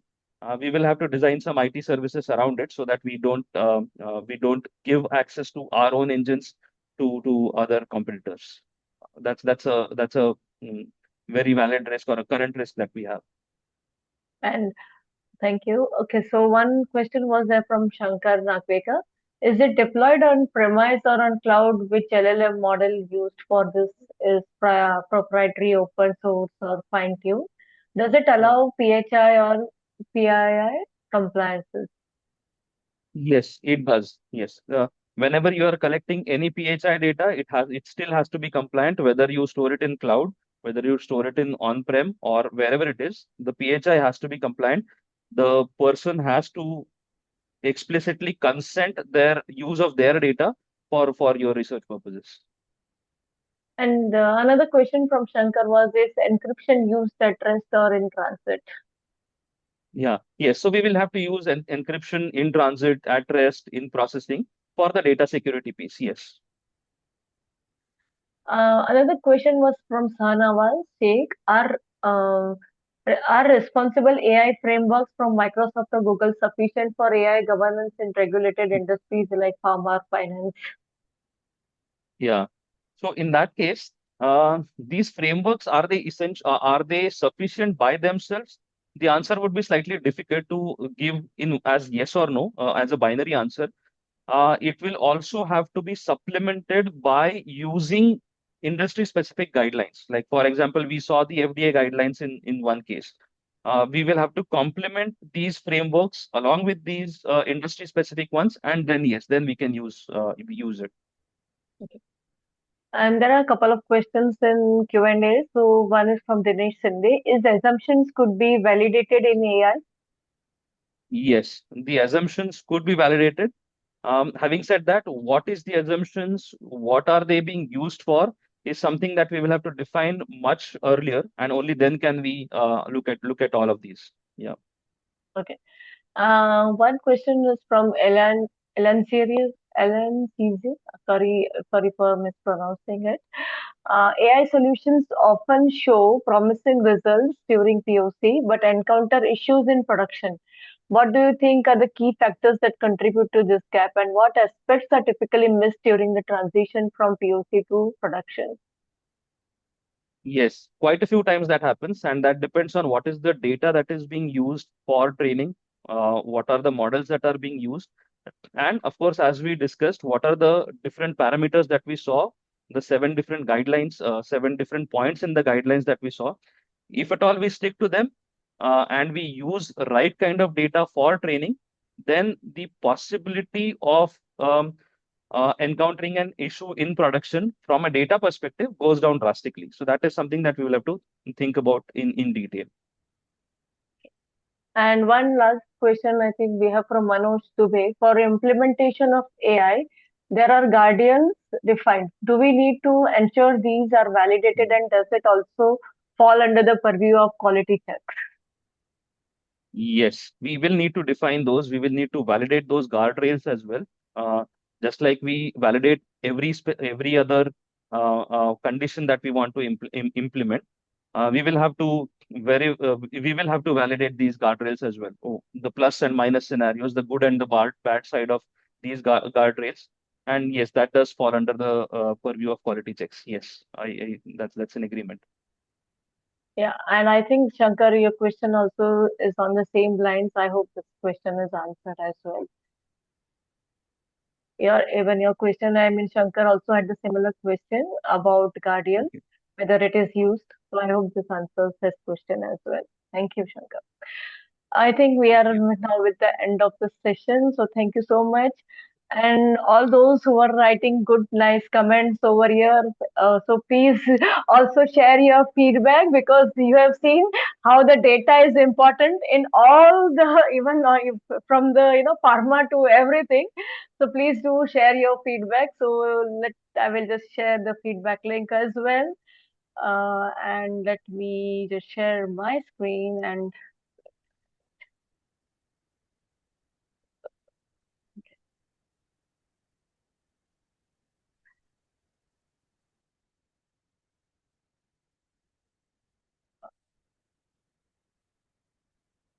so I hope my screen is visible to everyone. Coming to this, uh, yeah. So Mr. Sagar, fantastic. Thank you so much for this fantastic, session. So, as a gratitude, we would like to give you the certificate of appreciation. I will be emailing the soft copy to you on this. Thank you. Thank Uh, you so much. and I would really like to thank, of course, our speaker Sagar and Saurabh. I think he had been constantly in touch with you for conducting this session. So, volunteering from professional development. So, it's a great effort from Saurabh. And from technical support, Amod is here with us today. So, thank you so much, Amod, for this session. Setting up the background and everything. Thank you so much for supporting this technically. Guys, this session will also be posted on YouTube channel. So, in case if you would like to go through everything, whatever Mr. Sagar has explained and all, please you can visit our site, our YouTube channel. So you can quickly scan our QR code over here. And uh, so two PDUs would be sent. So please note that you would be receiving an email maybe tomorrow. Not tomorrow, we are a little busy with the network mailer, but you will send you a mail on Monday. So please keep a check on your inbox, your spam folders, and all for this PDUs. And yes, as I was saying over here, please do share your valuable feedback. I definitely see over here great session, and there are 21, uh, good comments over here. But please do share all this in the feedback form as well. So and we heavily rely on data. So please do share your feedback. So this is your QR code link. Let me share the feedback link as well. Okay, I will just share it in a while. Meanwhile, please do share the QR code. You can just scan it.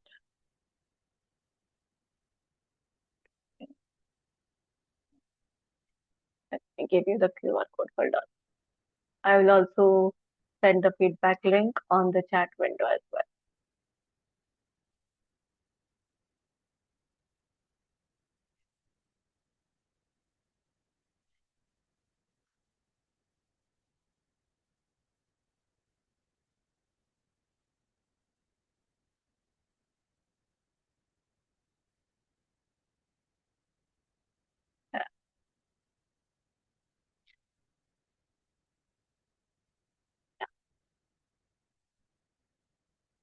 Okay, so let me chat window is here. I've given you the feedback link. If you want, you can please share it on here. So, Dinesh, PDU code will be shared in your email. So please keep a check, or maybe we'll be sending it on Monday or Tuesday. So please, you know, you can you can keep your check on your inbox. And yes, lot of people were asking. Tomorrow is a network mela, so whoever are there from Mumbai, if some of your questions are still unanswered, Mr. Sagar is there joining us tomorrow. So please be there on the network mela. The scanner codes are here. A quick recap of our schedule of network mela is also over here. So please try to visit if you are in Mumbai. Don't give that excuse about the rains, please. I hope as a Mumbaikars, we all are used to these heavy rains and all. So please try to come on and let's meet personally tomorrow over here.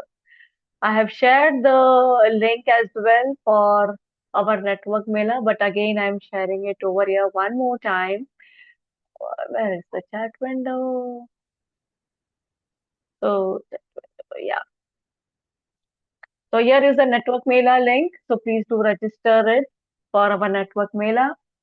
And the next thing, please, I see, Mr. Sagar has actually submitted his intention to share his knowledge. So likewise, we are also asking you all, please to come forward. And if you have really some nice topics to share with us, please do register as a speaker. We are constantly looking for the sustainable, customer centric, Agile, PMO, Excel. So these are the new topics that are coming up in the next few months.